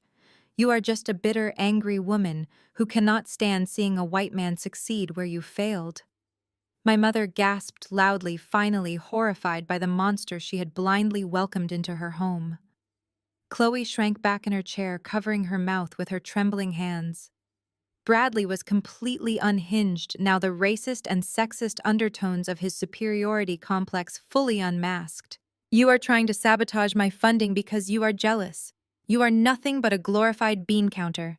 Julian probably only gave you that partner title to fill a corporate diversity quota anyway. You are a diversity hire trying to ruin a legitimate businessman because you have a pathetic chip on your shoulder." The moment the words left his mouth, the atmosphere at the table shifted from tense to violently dangerous. Beside me, Julian went entirely rigid. The casual elegance he had maintained all evening vanished in a fraction of a second. His jaw clenched so hard a muscle feathered near his temple, and his dark eyes turned utterly lethal. He slowly placed his hands on the table, preparing to stand up and physically annihilate the man screaming at me. But I reached out and placed my hand firmly over Julian's wrist. Julian looked at me, the terrifying protective rage radiating off him in waves. I gave him a single subtle shake of my head. He did not need to fight this battle for me. I did not need a billionaire to protect me from a mediocre man throwing a temper tantrum. I squeezed Julian's wrist gently, feeling his muscles slowly relax as he deferred to my authority. I turned my attention back to Bradley, who was still panting heavily, looking bizarrely proud of his hateful outburst. He actually believed he had put me in my place. He believed he had reasserted the natural hierarchy. I looked at him with absolute clinical disgust. "A diversity hire." I repeated, my voice eerily calm, cutting through his heavy breathing like a scalpel. "That is a fascinating theory, Bradley. But here is the reality. I did not get my partnership because of a quota. I got my partnership because I designed the proprietary risk assessment algorithm that caught your massive embezzlement scheme in exactly 4 seconds. I am the person who noticed that you were using new investor capital to pay off the interest on your early loans. Do you know the legal definition of that specific financial maneuver?"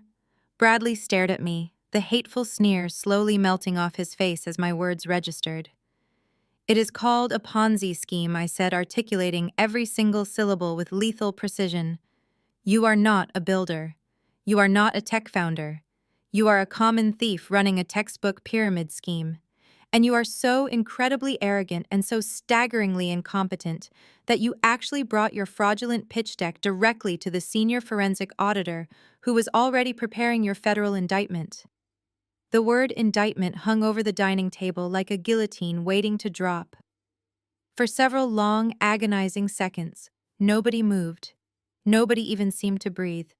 The ambient noise of the country club around us, the soft clinking of expensive silverware, the low hum of wealthy patrons discussing their golf handicaps, the smooth jazz playing from the corner, completely faded into a dull, meaningless drone. All that existed in our world was the devastating reality I had just spoken into existence. Bradley stared at me, his mouth opening and closing silently.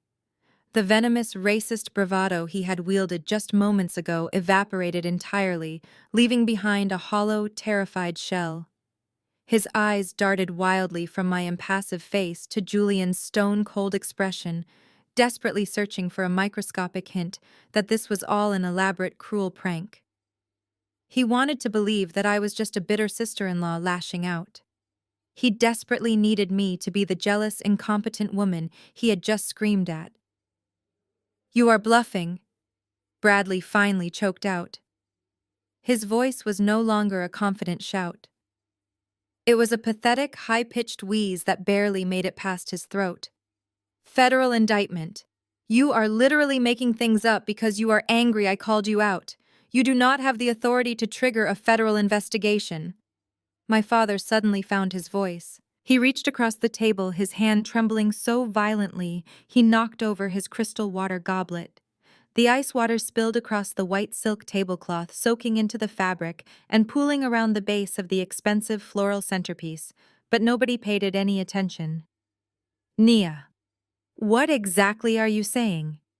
My father demanded, his voice cracking with pure terror. The authoritarian patriarch had completely vanished, replaced by an aging man staring down the barrel of total financial ruin. "What do you mean, a pyramid scheme? What about our bridge loan?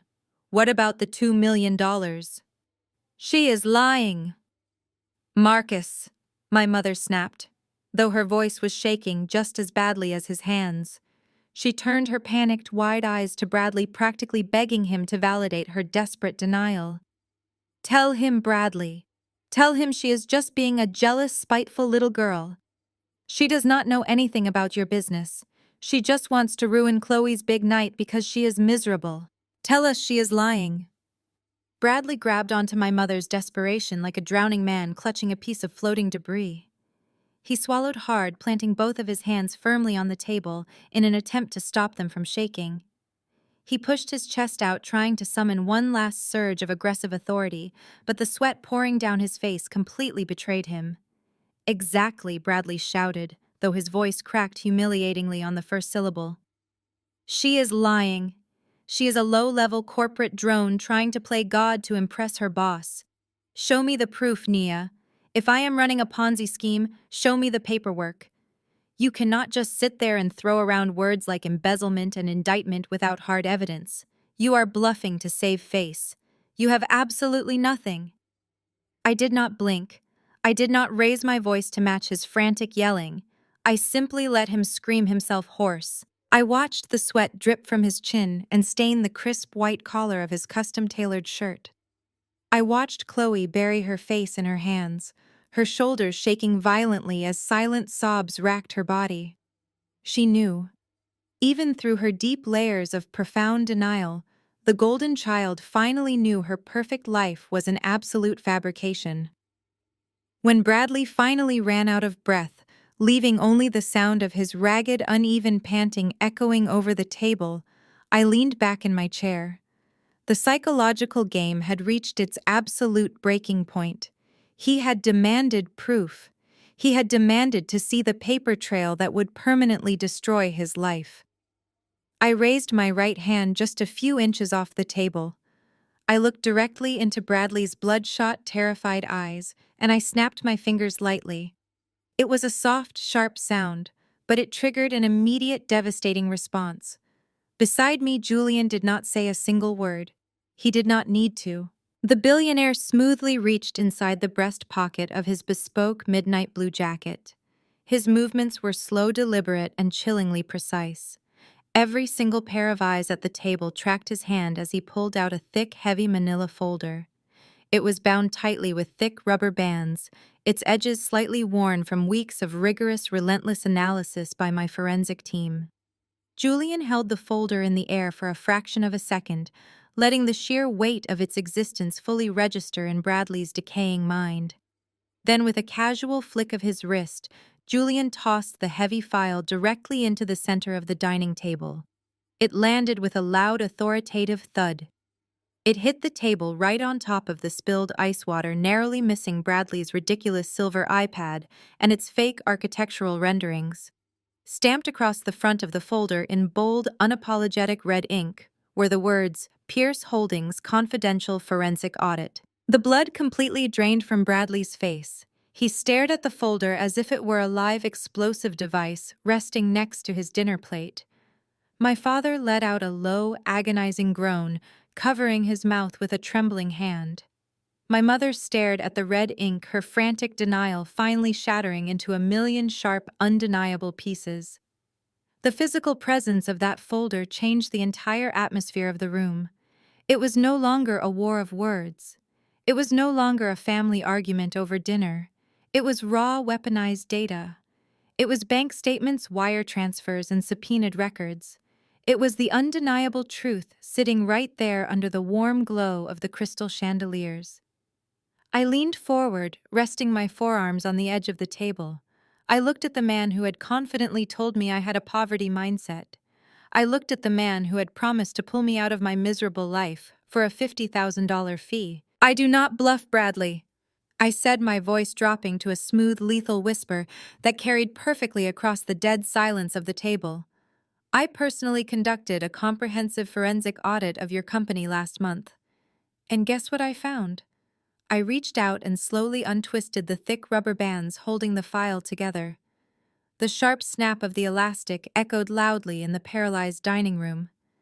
I flipped open the heavy manila cover, revealing hundreds of pages of pristine, meticulously highlighted financial documents. Bank statements, wire transfer receipts, subpoenaed emails, and offshore account registries, all stacked in perfect, undeniable order. I slid the first thick stack of papers across the white silk tablecloth, stopping it directly in front of my father's plate. "Look at the highlighted columns, Dad," I instructed, my voice devoid of any pity or hesitation. "Follow the money. The $2 million you and Mom wired into his holding company on the 4th of this month did not go toward zoning permits. It did not go toward construction costs or architectural renderings." My father stared down at the documents. His hands were shaking so violently he could barely put his reading glasses on. He leaned over the paper, his eyes frantically scanning the numbers I had marked in bright yellow ink. "Within 24 hours of your wire transfer clearing," I continued, making sure my voice carried to every person sitting at the table, $1.2 million of your retirement fund was immediately distributed to 5 different private investors. These were early-stage investors who had been actively threatening to sue Bradley for breach of contract and fraud. You did not buy equity in a skyscraper, Dad. You paid off his angry creditors to keep him out of federal prison for another 30 days. My father let out a sound that was half gasp and half sob. He slumped back in his chair, the papers slipping from his trembling fingers. "No," he whispered, shaking his head. "No. Bradley said the money was for the escrow accounts. He showed us the escrow paperwork." I reached into the folder and pulled out another sheet. I slid it over the table. "The escrow paperwork was completely forged," I stated plainly. "He downloaded a template from the internet and photoshopped the bank logos. My team verified it directly with the bank manager. The account number he gave you does not even exist." My mother let out a high-pitched, hysterical whine, gripping the edge of the table as if the room were violently spinning. "Bradley," she cried out, her voice pleading and pathetic. "Bradley, tell her this is a mistake. Tell us you did not steal our money." Bradley just sat there, his head bowed, staring blankly at his lap. He looked like a deflated balloon. The confident, wealthy real estate developer was entirely gone. He could not even look his mother-in-law in the eye. His silence was the loudest, most devastating confession possible. "But the embezzlement is only the first layer of the rot," I said, turning my attention away from my shattered parents and focusing directly on my sister. Chloe was sitting perfectly rigid, her knuckles white, as she gripped her expensive silk napkin. Her eyes were wide with a terror she could no longer hide behind her arrogant golden child facade. "Your husband loves to brag about the lifestyle he provides for you, Chloe," I said, keeping my tone deadly calm. "He loves to show off his wealth. That brand new Range Rover you drove here tonight, the custom Porsche he bought you for your birthday last month. He told everyone they were paid in full from his massive commercial real estate profits." I pulled a thick stack of vehicle registration documents and loan agreements from the file and tossed them onto the table. "Those vehicles are not paid off," I revealed, watching the remaining color drain from her face. In fact, they are registered as heavy commercial construction equipment under one of his fake shell companies. And the exorbitant monthly lease payments for those luxury cars are being automatically drafted directly from the remaining balance of Mom and Dad's bridge loan. Every time you drive that Porsche, you are literally burning through the money our parents saved for their old age. No, Chloe whispered, her voice trembling violently. She turned to Bradley, her eyes filling with frantic, panicked tears.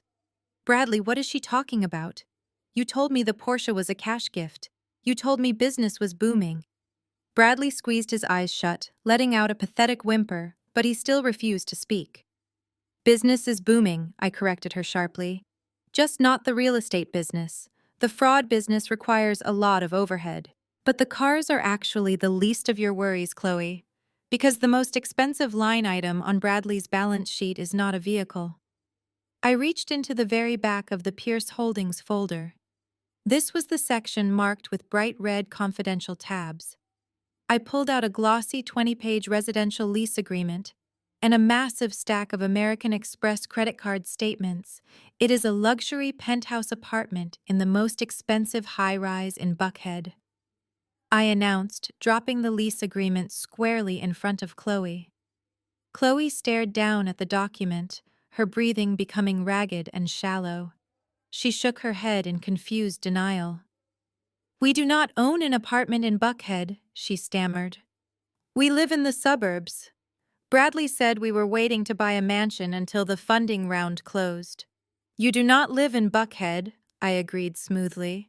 But Bradley pays $8,500 a month for a penthouse there. And according to these credit card statements, he also pays for weekly shopping sprees at high-end designer boutiques.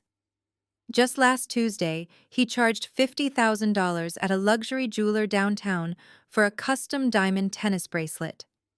I paused, letting my eyes drop pointedly to Chloe's bare wrists.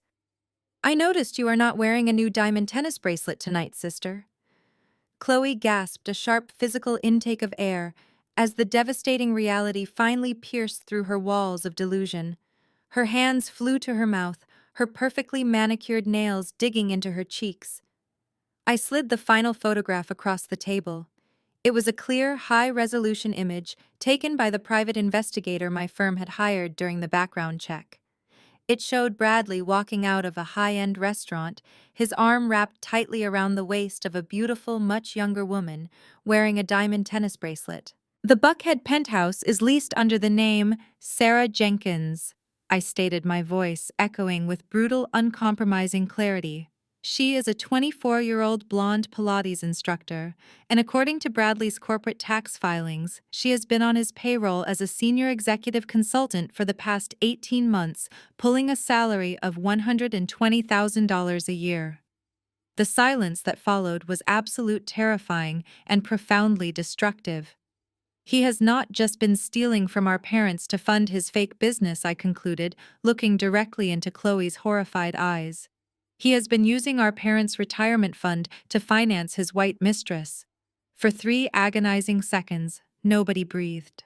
The entire table stared at the photograph of Bradley kissing the blonde woman. Then the explosion happened. Chloe let out a sound that I had never heard her make before. It was not her usual theatrical performative crying. It was a guttural, primal scream of absolute agony and humiliation. The golden child, the sister who had spent her entire life mocking my career and flaunting her perfect marriage, completely shattered into a million jagged pieces right in front of me. She lunged forward, her hands curling into claws. She grabbed her heavy crystal water goblet and hurled it directly at Bradley's chest. The glass shattered against his shoulder, sending ice and water flying across his face and his expensive suit. You bastard, Chloe screamed, her voice cracking with raw hysteria. You absolute monster! You lied to me! You took my parents' money and gave it to some cheap blonde tramp! Bradley scrambled backward, his chair tipping dangerously as he tried to protect his face from his hysterical wife. Chloe, please? He begged, holding his hands up in a pathetic attempt to block her. Chloe, let me explain. It meant nothing. It was just a stupid mistake. A mistake, she shrieked, climbing out of her chair and throwing her heavy linen napkin directly into his face. You bought her a $50,000 bracelet with my father's money while telling me we could not afford to go to Paris this summer. I hate you. I wish you were dead. My mother jumped up from her chair, her face a mask of pure, unadulterated horror. She rushed around the table, grabbing Chloe by the shoulders, trying to pull her away before she completely destroyed the dining room. But Chloe fought her off, thrashing wildly, her perfect emerald silk dress twisting around her legs. Her flawless makeup was completely ruined, dark streaks of mascara running down her cheeks as she sobbed uncontrollably. My father remained frozen in his seat. He looked at the shattered glass on the floor, the ruined dinner, the screaming women, and the crying, pathetic man he had trusted with his life savings. The patriarch of the family looked incredibly small, aged by 10 years in a matter of minutes. He put his head in his hands and began to weep silently. I sat back in my chair watching the chaotic, hysterical wreckage of my family. I did not feel a single ounce of guilt. I did not feel pity. I felt the cold, satisfying weight of justice finally balancing the scales. Beside me, Julian calmly picked up his glass of sparkling water, took a slow sip, and watched the destruction with the detached interest of a man watching a predictable storm finally roll in. The hysterical sounds of my sister weeping and the pathetic apologies tumbling from Bradley's mouth became nothing more than white noise. I turned my attention away from their shattered marriage and focused entirely on the other side of the table. My parents were sitting exactly where they had been since the folder landed, but they looked entirely hollowed out. The arrogant, status-obsessed couple who had spent my entire life belittling my achievements had been completely broken by a single stack of paper. But the audit was not over. I reached back into the thick manila folder. There was one final section I had not yet presented. "We are not quite finished," I announced, my voice easily slicing through the chaotic sounds of the dining room. "Mom, Dad, I need you to look at me." My father slowly raised his head. His eyes were red and watery, his face completely devoid of the authoritarian pride he had worn like armor for decades. My mother looked up a second later, her hands still trembling violently in her lap. They looked at me with a desperate, pleading vulnerability. For the first time in my entire 32 years of life, they were not looking at me as their disappointing scapegoat. They were looking at me as their only remaining lifeline. I slid a thick, heavily stapled packet of bank statements across the white silk tablecloth. I pushed it directly into the center of my father's placemat, right next to his spilled water glass. "You thought you were investing in a massive commercial real estate empire," I said, keeping my tone strictly analytical. "You thought you were securing generational wealth and elevating our family to the absolute highest tier of Atlanta society. You gave him $2 million of your hard-earned equity because he promised to double it. I need you to look at page 3 of that statement and see exactly how your golden son-in-law attempted to double your money." My father reached out with shaking hands and turned to the third page. His eyes scanned the highlighted columns, but his expression remained blank. He was a man who understood traditional banking and steady suburban savings accounts. The terminology on the paper in front of him clearly made absolutely no sense to his traditional mind. "What is this?" my father rasped, squinting at the black ink. "What is Binance? What does FTX mean? Are these international real estate holding companies?" "They are cryptocurrency exchanges," I answered smoothly. "Bradley did not use your retirement fund to secure land permits or hire construction crews. When the massive debts from his Ponzi scheme started catching up to him, he panicked. He took your $2 million bridge loan and he attempted to gamble his way out of federal prison." My mother let out a sharp, breathless gasp. "Gamble," she repeated, the word sounding completely foreign on her tongue. I nodded, tapping a sharp fingernail against the edge of the table. "He wired hundreds of thousands of dollars into unregulated offshore crypto exchanges. He was desperately day trading highly volatile digital assets, chasing a miraculous return to cover the millions he had already stolen. When the crypto market crashed and he lost over $600,000 of your money in a single afternoon, he completely lost his mind. He resorted to physical gambling. I pointed to the bottom half of the page my father was holding. Look at the transaction history from last weekend, Dad. While you and Mom were bragging to your friends at the country club about your brilliant real estate developer's son-in-law, Bradley was occupying a high roller suite in Las Vegas. My father's eyes dropped to the highlighted rows. His jaw went completely slack. He withdrew $400,000 in cash advances directly on the floor of the Bellagio casino. I stated, my voice echoing with brutal clarity. He spent 36 straight hours at the high-stakes baccarat tables. He was blindly throwing $100,000 chips onto the felt, desperately praying for a winning streak that never came. He lost every single cent. He drank expensive champagne, he tipped the dealers with your retirement money, and he walked out of that casino with absolutely nothing. No!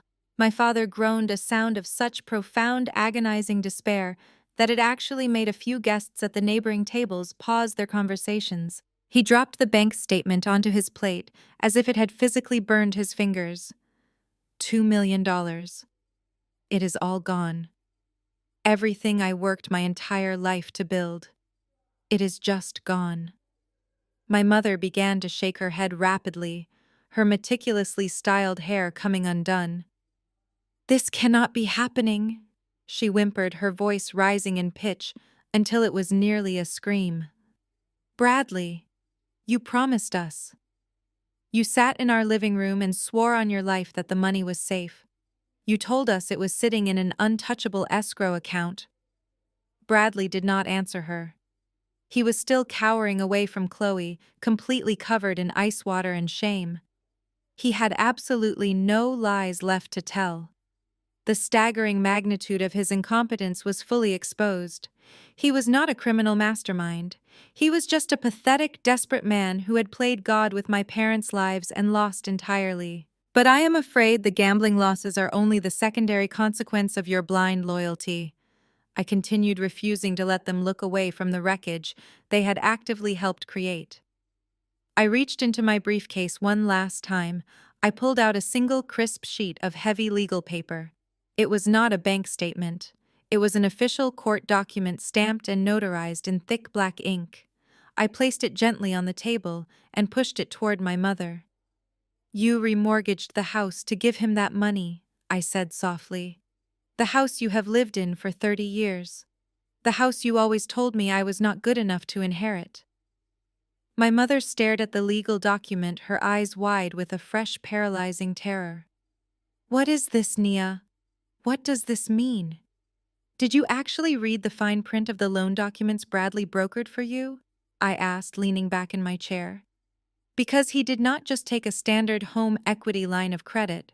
He structured a predatory high-interest balloon mortgage to get the absolute maximum amount of cash up front. He forged the secondary income verification documents using his own fake shell companies as guarantors. My father squeezed his eyes shut, tears finally spilling over his eyelashes and running down his wrinkled cheeks. "The monthly payments," he whispered. "The payments were astronomical. Bradley said he was setting up an automatic draft to cover them. He promised we would never have to pay a single dime out of pocket. And he lied," I confirmed effortlessly. "He never made a single payment. The loan went into default 45 days ago. The bank immediately triggered the acceleration clause." I pointed to the bold black letters at the top of the page. "That is a formal notice of default, Mom. Your massive, beautiful house in the affluent suburbs, the manicured lawn, the heated swimming pool, the perfect brick facade you used to judge everyone else around you, it is entirely gone. Your property is on the bank's active foreclosure list." The silence that hit the table was absolute. It was heavier than the shock of the mistress. It was heavier than the crypto losses. To my parents, image was their entire world. Their home was their fortress of superiority. It was the physical proof that they were better than their neighbors, better than their extended family, and certainly better than me. "The sheriff will be arriving to post the eviction notice on your front door by next Tuesday." I concluded, my voice entirely devoid of emotion. Your neighbors will watch you carry your belongings out in cardboard boxes. Your friends at the country club will see the bank auction signs on your front lawn. You have absolutely nothing left. My mother stared at the foreclosure notice. Her breathing became incredibly rapid, shallow little gasps of air that barely filled her lungs. She looked at the destroyed dining table. She looked at Chloe, who was rocking back and forth in her chair, weeping uncontrollably. She looked at Bradley, the white savior she had worshipped, now reduced to a shivering, pathetic fraud. Then she looked at me. She saw the absolute uncompromising coldness in my eyes. She saw that I was not going to save her. I was not going to write a check to stop the bank. I was not going to beg Julian to bail them out. I was simply watching the consequences of their own toxic behavior finally crush them. My mother decided to play her final desperate card. She reverted to the exact same manipulative tactic she had used my entire childhood whenever she was losing an argument. She placed the back of her hand against her forehead, let out a loud theatrical gasp, and allowed her eyes to roll back into her head. With a dramatic, perfectly calculated sigh, Brenda went completely limp. She slid sideways off her dining chair, clearly expecting someone to lunge forward and break her fall. She expected my father to catch her. She expected me to scream for a doctor. She expected Julian to rush to her aid. Nobody moved. My father was too paralyzed by his own despair to even notice she was falling. Chloe was entirely consumed by her own catastrophic heartbreak. Bradley was frozen in fear, and Julian and I simply watched. My mother hit the thick dining room carpet with a heavy, ungraceful thud. The impact was louder than she had probably anticipated. She lay there on the floor, her expensive pearl necklace tangled around her neck, her designer dress bunched up around her knees. For a long, humiliating moment, she kept her eyes squeezed shut, waiting for the frantic rush of concern that she felt she was owed. But the concern never came. The silence stretched out thick and unforgiving. I sat at the head of the table, cutting another piece of my steak, perfectly content to let her lay in the mess she had created. The sight of my mother lying completely motionless on the dining room floor should have been the moment the entire party stopped. It should have been the moment someone called for an ambulance or at the very least rushed to her side to offer comfort. But the devastating reality of the financial ruin I had just exposed was far too massive to be overshadowed by one of her classic theatrical performances. She opened one eye a fraction of an inch, realized absolutely no one was rushing to save her, and let out a pathetic trembling sob into the expensive carpet. Bradley was no longer looking at my mother. He was no longer looking at Chloe, who was still weeping into her hands, completely shattered by the revelation of his mistress. Bradley was staring directly at me. His chest heaved violently under his soaked, water-stained shirt. The mask of the sophisticated, untouchable white savior had completely melted away, leaving behind a rabid, cornered animal. His brain, fueled by staggering narcissism and pure desperation, finally short-circuited. He could not accept that he had been outsmarted. He could not process the fact that a black woman he viewed with such profound racist disdain had systematically dismantled his entire life over the course of a single dinner. His face contorted into a mask of pure, unadulterated hatred. The veins in his neck bulged, pulsing rapidly against his skin. He let out a raw, guttural scream of pure rage. Bradley planted his hands on the edge of the table and violently shoved himself forward. He lunged directly across the white silk tablecloth, knocking over crystal wine glasses and sending plates of expensive food crashing to the floor. He did not care about the audience. He did not care about the country club staff watching in horror. He wanted to physically destroy the person who had exposed him. "You ruined everything," Bradley screamed, his voice tearing through the dining room like a siren. His hands clawed frantically at the air, trying to reach across the wide table to grab my throat. "I will go bankrupt and your parents will be homeless on the streets." He never even made it past the floral centerpiece. Before Bradley could stretch his arms another inch toward me, Julian moved. It happened with terrifying, blinding speed. The billionaire did not shout. He did not lose his temper. He simply stood up, reached across the table with one massive hand, and grabbed Bradley directly by the collar of his custom-tailored shirt. Julian twisted the expensive fabric, cutting off Bradley's air supply instantly and violently shoved him backward. Bradley flew back, his polished shoes slipping wildly on the marble floor. He crashed hard into his own wooden dining chair, the force of the impact sending both him and the chair toppling backward. He hit the ground with a sickening thud, gasping for air, his arms flailing as he tried to untangle himself from the ruined furniture. Julian stood perfectly straight, smoothing his midnight blue suit jacket with absolute terrifying calm. He looked down at Bradley writhing on the floor, his dark eyes radiating a lethal warning. "If you ever try to move toward her again," Julian said, his voice a low, vibrating growl that sent chills through the entire room, "I will ensure that bankruptcy is the absolute least of your problems." The dining room fell into a stunned, breathless silence. The only sounds were Bradley's ragged coughing from the floor and Chloe's muffled sobbing. My father was practically paralyzed in his seat, his eyes wide with horror as he stared at the physical wreckage of his golden son-in-law. I did not flinch during the attack. I did not step back. I calmly picked up my linen napkin, dabbed the corners of my mouth, and tossed it onto my porcelain plate. I pushed my chair back and slowly stood up. I looked down at Bradley. He was scrambling to his knees, clutching his bruised throat, his face red and slick with sweat. He looked up at me, his eyes filled with a pathetic mixture of rage and terror. He actually believed his own words. He believed he was the victim.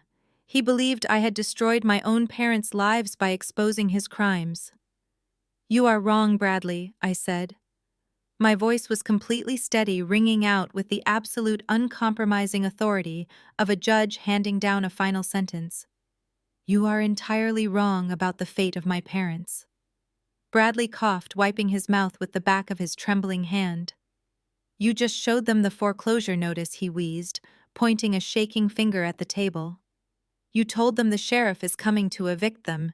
You did this to them. You took away their house just to prove a point to me." I slowly walked around the edge of the dining table, my leather heels clicking sharply against the marble floor. I stopped right in front of where my father was sitting.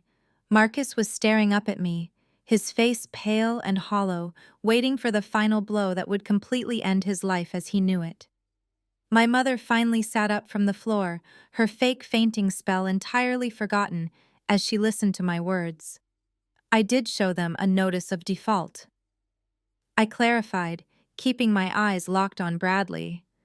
"But I never said the bank was going to foreclose on this family. I said the house was on the active foreclosure list. There is a massive legal distinction between those two realities." I reached back onto the table, picked up the official legal document, and held it in the air. "When my forensic team uncovered your massive embezzlement operation 3 weeks ago," I explained, articulating every single syllable with lethal precision.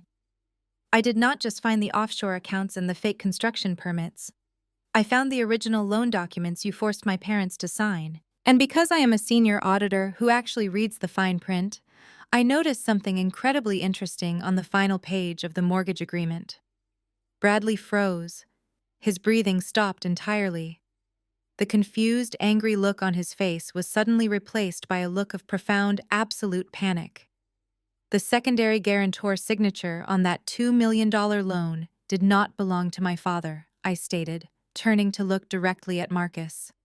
"You forged my father's signature on the final liability waiver, Bradley. You digitally copied his handwriting from an old tax return to bypass the bank's secondary verification process. You committed felony wire fraud and identity theft to secure that money." My father let out a sharp, ragged gasp. "He forged it." My father whispered, his hands flying to his face. "He stole my identity." I turned my attention back to Bradley, who was now visibly trembling on his knees. "The moment I found the forged signature, I contacted the commercial lending division at the bank," I continued, my voice cold and relentless. "I informed their executive board that their $2 million bridge loan was secured by fraudulent documents. The bank realized they were holding a massive toxic liability. They knew that if this went to federal court, the loan would be completely invalidated and they would lose every single cent you stole. They were desperate to offload the bad debt before the federal indictment hit the public record. My mother slowly pulled herself up to her knees, clutching the edge of the table. "Nia, what did you do?" she asked, her voice small and terrified. I smiled. It was not a warm smile. It was the smile of a woman who had finally conquered the demons of her childhood. "I bought the debt," I announced softly. The words hung in the air, heavy and absolute. Nobody moved. Nobody seemed to comprehend the magnitude of what I had just said. I used my own personal capital to purchase the non-performing loan directly from the bank. At a deeply discounted premium, I explained, breaking the reality down into simple, devastating terms. The bank legally reassigned the mortgage, the deed of trust, and the total liability of the $2 million entirely over to me. Bradley let out a pathetic whimper, shaking his head in rapid, frantic denial. "No," he breathed out. "No, you cannot do that. That is illegal." "It is perfectly legal, Bradley," I corrected him smoothly. "It is a standard corporate acquisition of distressed assets. You wanted to play in the big leagues of real estate. You wanted to throw around words like leverage and liquidity. Well, let me show you what real leverage actually looks like." I stepped closer to him, looking down at his pathetic, ruined form. "This house has not been foreclosed on," I declared, my voice echoing with absolute terrifying authority. "Because I own the debt. I am the sole proprietor of the mortgage. I am your creditor. I hold the legal rights to the $2 million you stole, and I hold the deed to the property you used as collateral." I turned slightly, casting a sweeping glance over my mother, my father, and my weeping sister. I looked at the lavish dining room, the crystal chandeliers, and the expensive food scattered across the floor. "I am the new owner of this house," I stated, my words striking the room like physical blows. "You are sitting at my dining table. You are eating the food I allowed you to eat. You are standing under a roof that I completely own." My father buried his face in his hands and began to sob uncontrollably. The ultimate patriarch, the man who had spent his entire life building a fortress of superiority and looking down on my career, had just realized the horrifying truth. He was no longer the master of his own home. He was a tenant, living entirely at the mercy of the daughter he had treated like absolute garbage. My mother stayed on her knees, staring up at me with wide, unblinking eyes. The psychological hierarchy she had so carefully constructed over 32 years was completely obliterated. The golden child was married to a broke, cheating felon. The white savior was going to federal prison. And the scapegoat, the daughter she had mocked for wearing a cheap suit, was now the undisputed ruler of their entire universe. Bradley stayed on the floor, his head bowed, tears of pure defeat finally streaming down his face. He had nothing left to say. He had no more buzzwords. He had no more lies. He was totally, completely destroyed. I stood at the head of my table, surrounded by the wreckage of their arrogance, and I finally felt the heavy, suffocating weight of my childhood completely lift off my shoulders. The silence in the dining room was suddenly broken by a harsh, sweeping flash of color. It started as a faint reflection on the large glass windows overlooking the manicured golf course, but within seconds, it intensified into a blinding, rhythmic pulse. Brilliant strobes of red and blue light cut aggressively through the warm, ambient glow of the crystal chandeliers. The sharp colors danced across the ruined white silk tablecloth, illuminated the shattered crystal on the floor, and cast long, erratic shadows against the elegant walls of the country club. A moment later, the distinct, terrifying wail of multiple police sirens pierced the quiet suburban night. The sirens grew deafeningly loud before abruptly cutting off right in the front circular driveway of the club. My father slowly turned his head toward the windows, his red, tear-filled eyes squinting against the flashing lights. He looked confused, his brain too overloaded by the consecutive traumas of the evening to fully process what was happening outside. My mother clutched the edge of the table, her breath hitching in her throat. She looked frantically from the windows to the heavy mahogany doors of the dining room, the ingrained terror of public scandal finally overriding her financial shock. But Bradley knew. The moment the red and blue lights hit his face, the last remaining shred of his sanity completely evaporated. He did not look confused. He looked like a man staring directly into his own open grave. He scrambled backward across the marble floor, his expensive suit dragging through the spilled water, and food desperately trying to put distance between himself and the grand entrance. "You called them." Bradley gasped, his voice a ragged, breathless wheeze. He looked up at me, his eyes practically bulging out of his skull. "You called the police." "I did not call the local police." "Bradley?" I corrected him, my voice carrying a terrifying clinical calmness that easily cut through the rising panic in the room.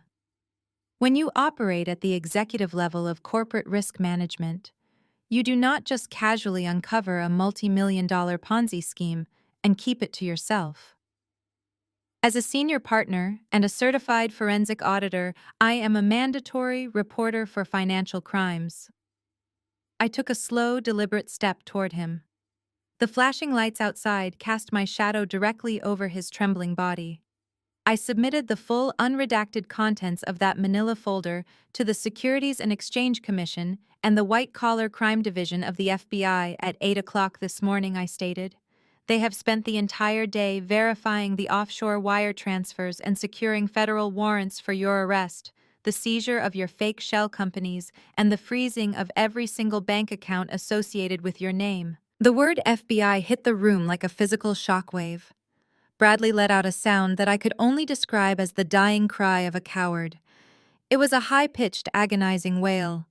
He scrambled to his knees, ignoring the sharp pieces of broken glass digging into his expensive trousers. He crawled directly toward me, his hands clasped together in front of his chest in a posture of desperate, humiliating prayer. "Please, Nia, please." Bradley sobbed, the tears streaming freely down his flushed face, mixing with the sweat and the ice water. He threw his pride entirely away, begging for his life in front of the entire country club. "I will do anything. I will sign the company over to you. I will pay back every single cent I took from your parents. I will leave Chloe. I will walk away with nothing. Just call them off. Tell them you made a mistake. Tell them the audit was flawed.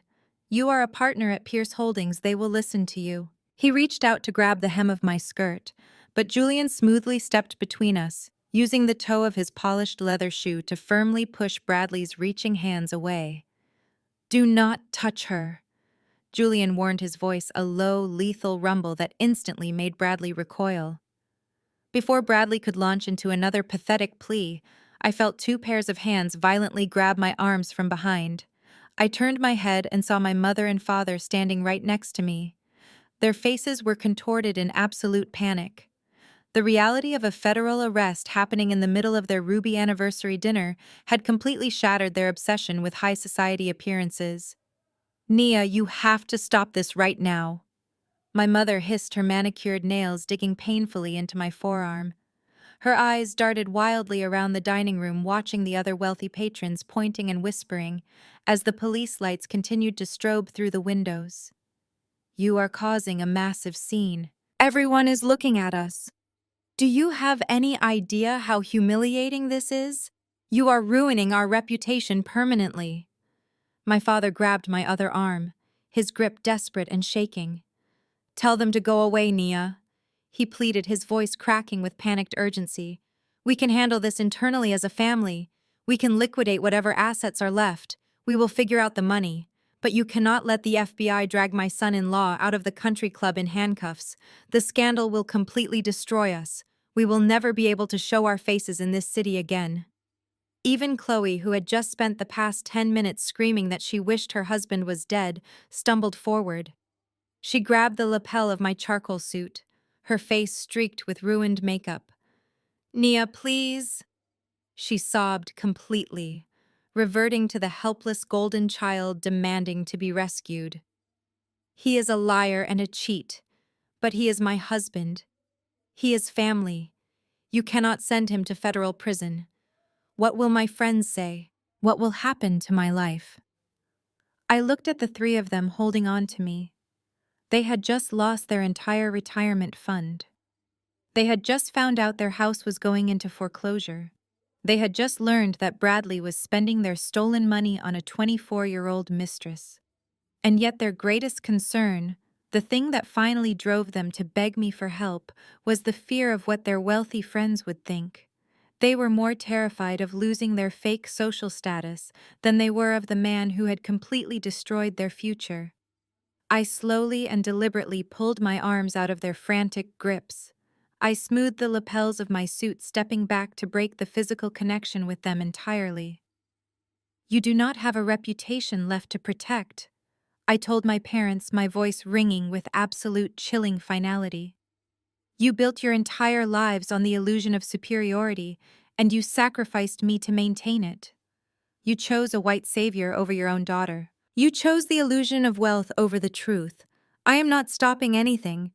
This is the exact reality you fought so hard to protect. Now you get to live in it. As soon as the words left my mouth, the heavy double doors of the dining room were violently shoved open. The soft jazz music playing in the background was entirely drowned out by the heavy synchronized stomping of tactical boots on the polished marble floor. A dozen federal agents wearing dark suits and tactical vests, emblazoned with the bright yellow letters FBI, stormed into the elegant banquet hall. They moved with terrifying coordinated precision, completely ignoring the shocked gasps and screams of the wealthy country club patrons who frantically scrambled out of their way. The country club manager tried to jog alongside the lead agent, waving his hands nervously, but the agent simply flashed a gold badge and kept walking straight toward our table. Bradley Jenkins, the lead agent, barked, his authoritative voice echoing off the vaulted ceilings. Bradley did not try to run. He did not try to fight. He simply collapsed completely onto the floor, curling into a pathetic ball, sobbing so violently his entire body shook. He buried his face in his hands, perfectly aware that his life of luxury and unearned arrogance was permanently over. Two agents immediately converged on him. They did not show an ounce of hesitation or pity for his expensive suit. They grabbed Bradley by his arms, hauling him roughly to his feet. He was completely limp, forcing the agents to physically support his dead weight. The sharp, unmistakable metallic click of heavy steel handcuffs ratcheting tightly around his wrists echoed perfectly over the dead silence of the dining room. "You are under federal arrest for wire fraud, embezzlement, and securities fraud," the lead agent recited quickly, his eyes scanning the shattered table before locking briefly onto me. He gave me a single professional nod of acknowledgement, confirming that my forensic audit had been exactly as flawless as promised. "No." Bradley wailed, his voice a pathetic, high-pitched squeal as the agents turned him around. "Please, Marcus, Brenda, do something. Help me." My parents did not move. They stood frozen, watching the ultimate prize of their family tree being paraded through the center of the country club like a common criminal. The entire room of elite guests stood in absolute silence, watching the disgraced real estate developer being dragged out toward the flashing red and blue lights waiting in the driveway. The destruction was absolute, and the price had finally been paid. The heavy mahogany doors of the dining room swung shut behind the federal agents, cutting off the chaotic sound of Bradley sobbing in the hallway. The flashing red and blue lights outside slowly pulled away, leaving the banquet hall bathed once again in the warm, quiet glow of the crystal chandeliers. But the atmosphere inside the room was permanently altered. The wealthy country club patrons were staring at our table in stunned silence, their expensive dinners completely forgotten.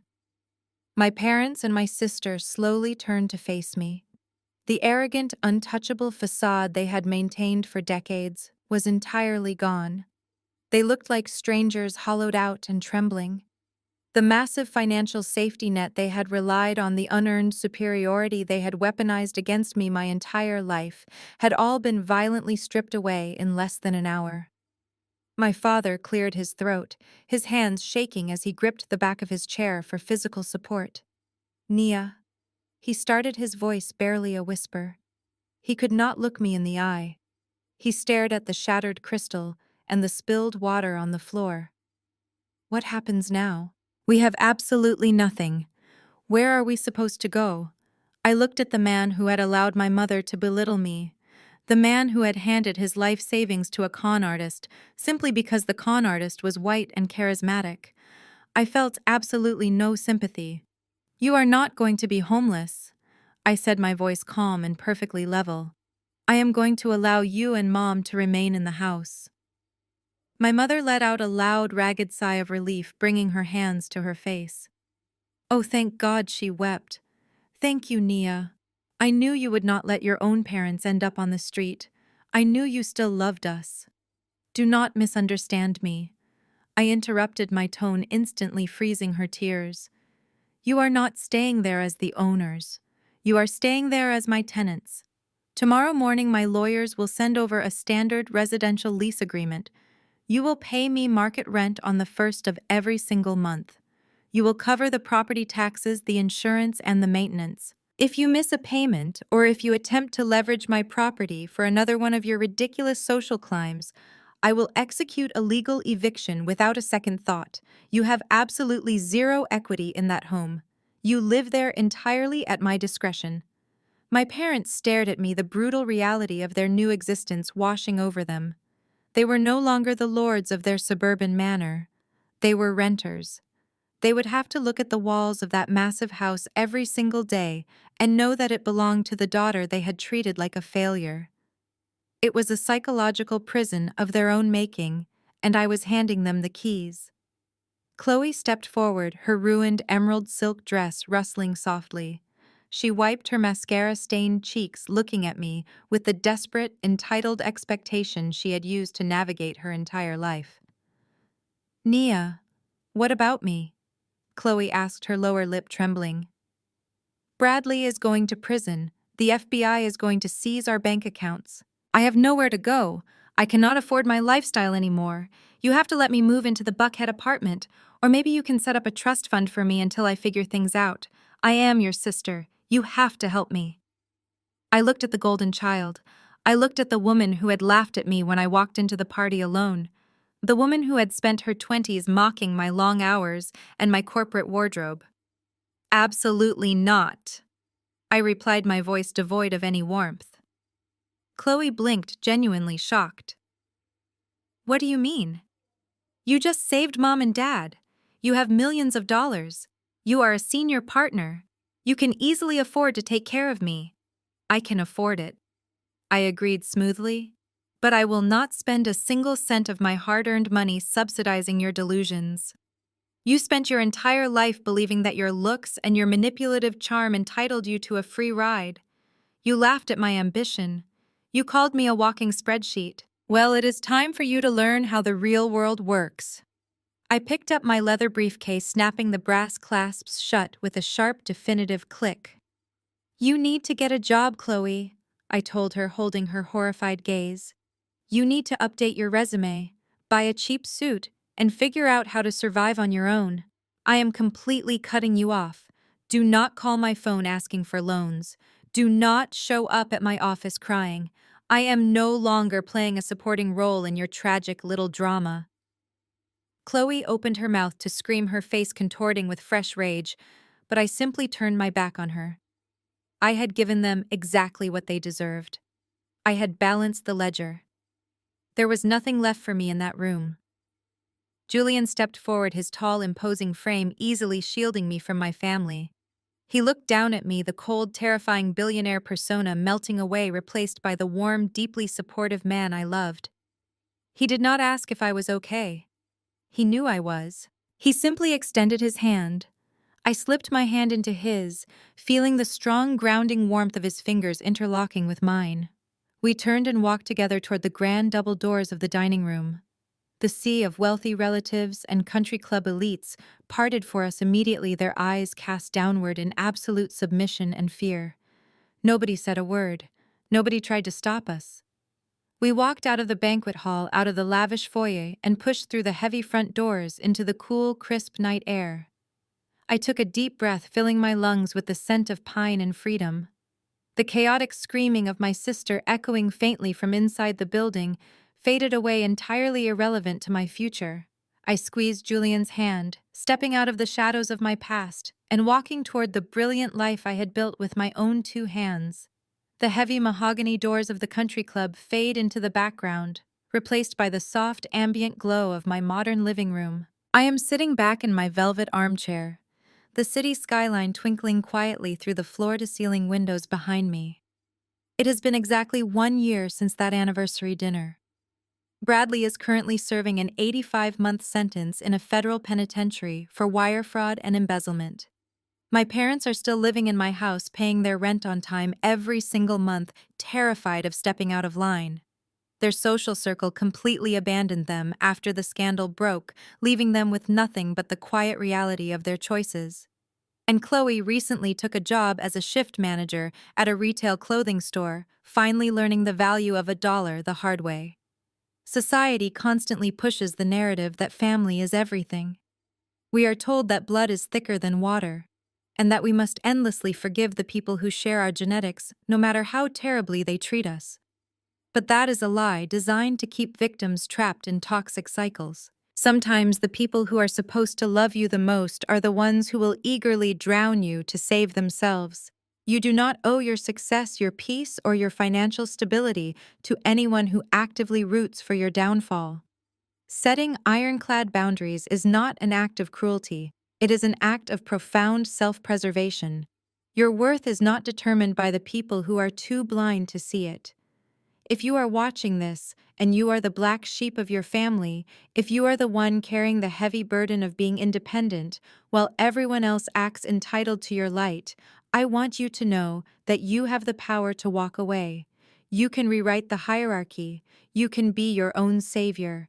Let me know in the comments below if you have ever had to set a firm boundary with a toxic family member to protect your own peace. How did you find the strength to walk away? Please hit the like button, subscribe to the channel, and share this video with anyone who needs a reminder that their peace is non-negotiable. Thank you for listening to my story. Keep your standards high, keep your boundaries ironclad, and never let anyone make you feel guilty for winning.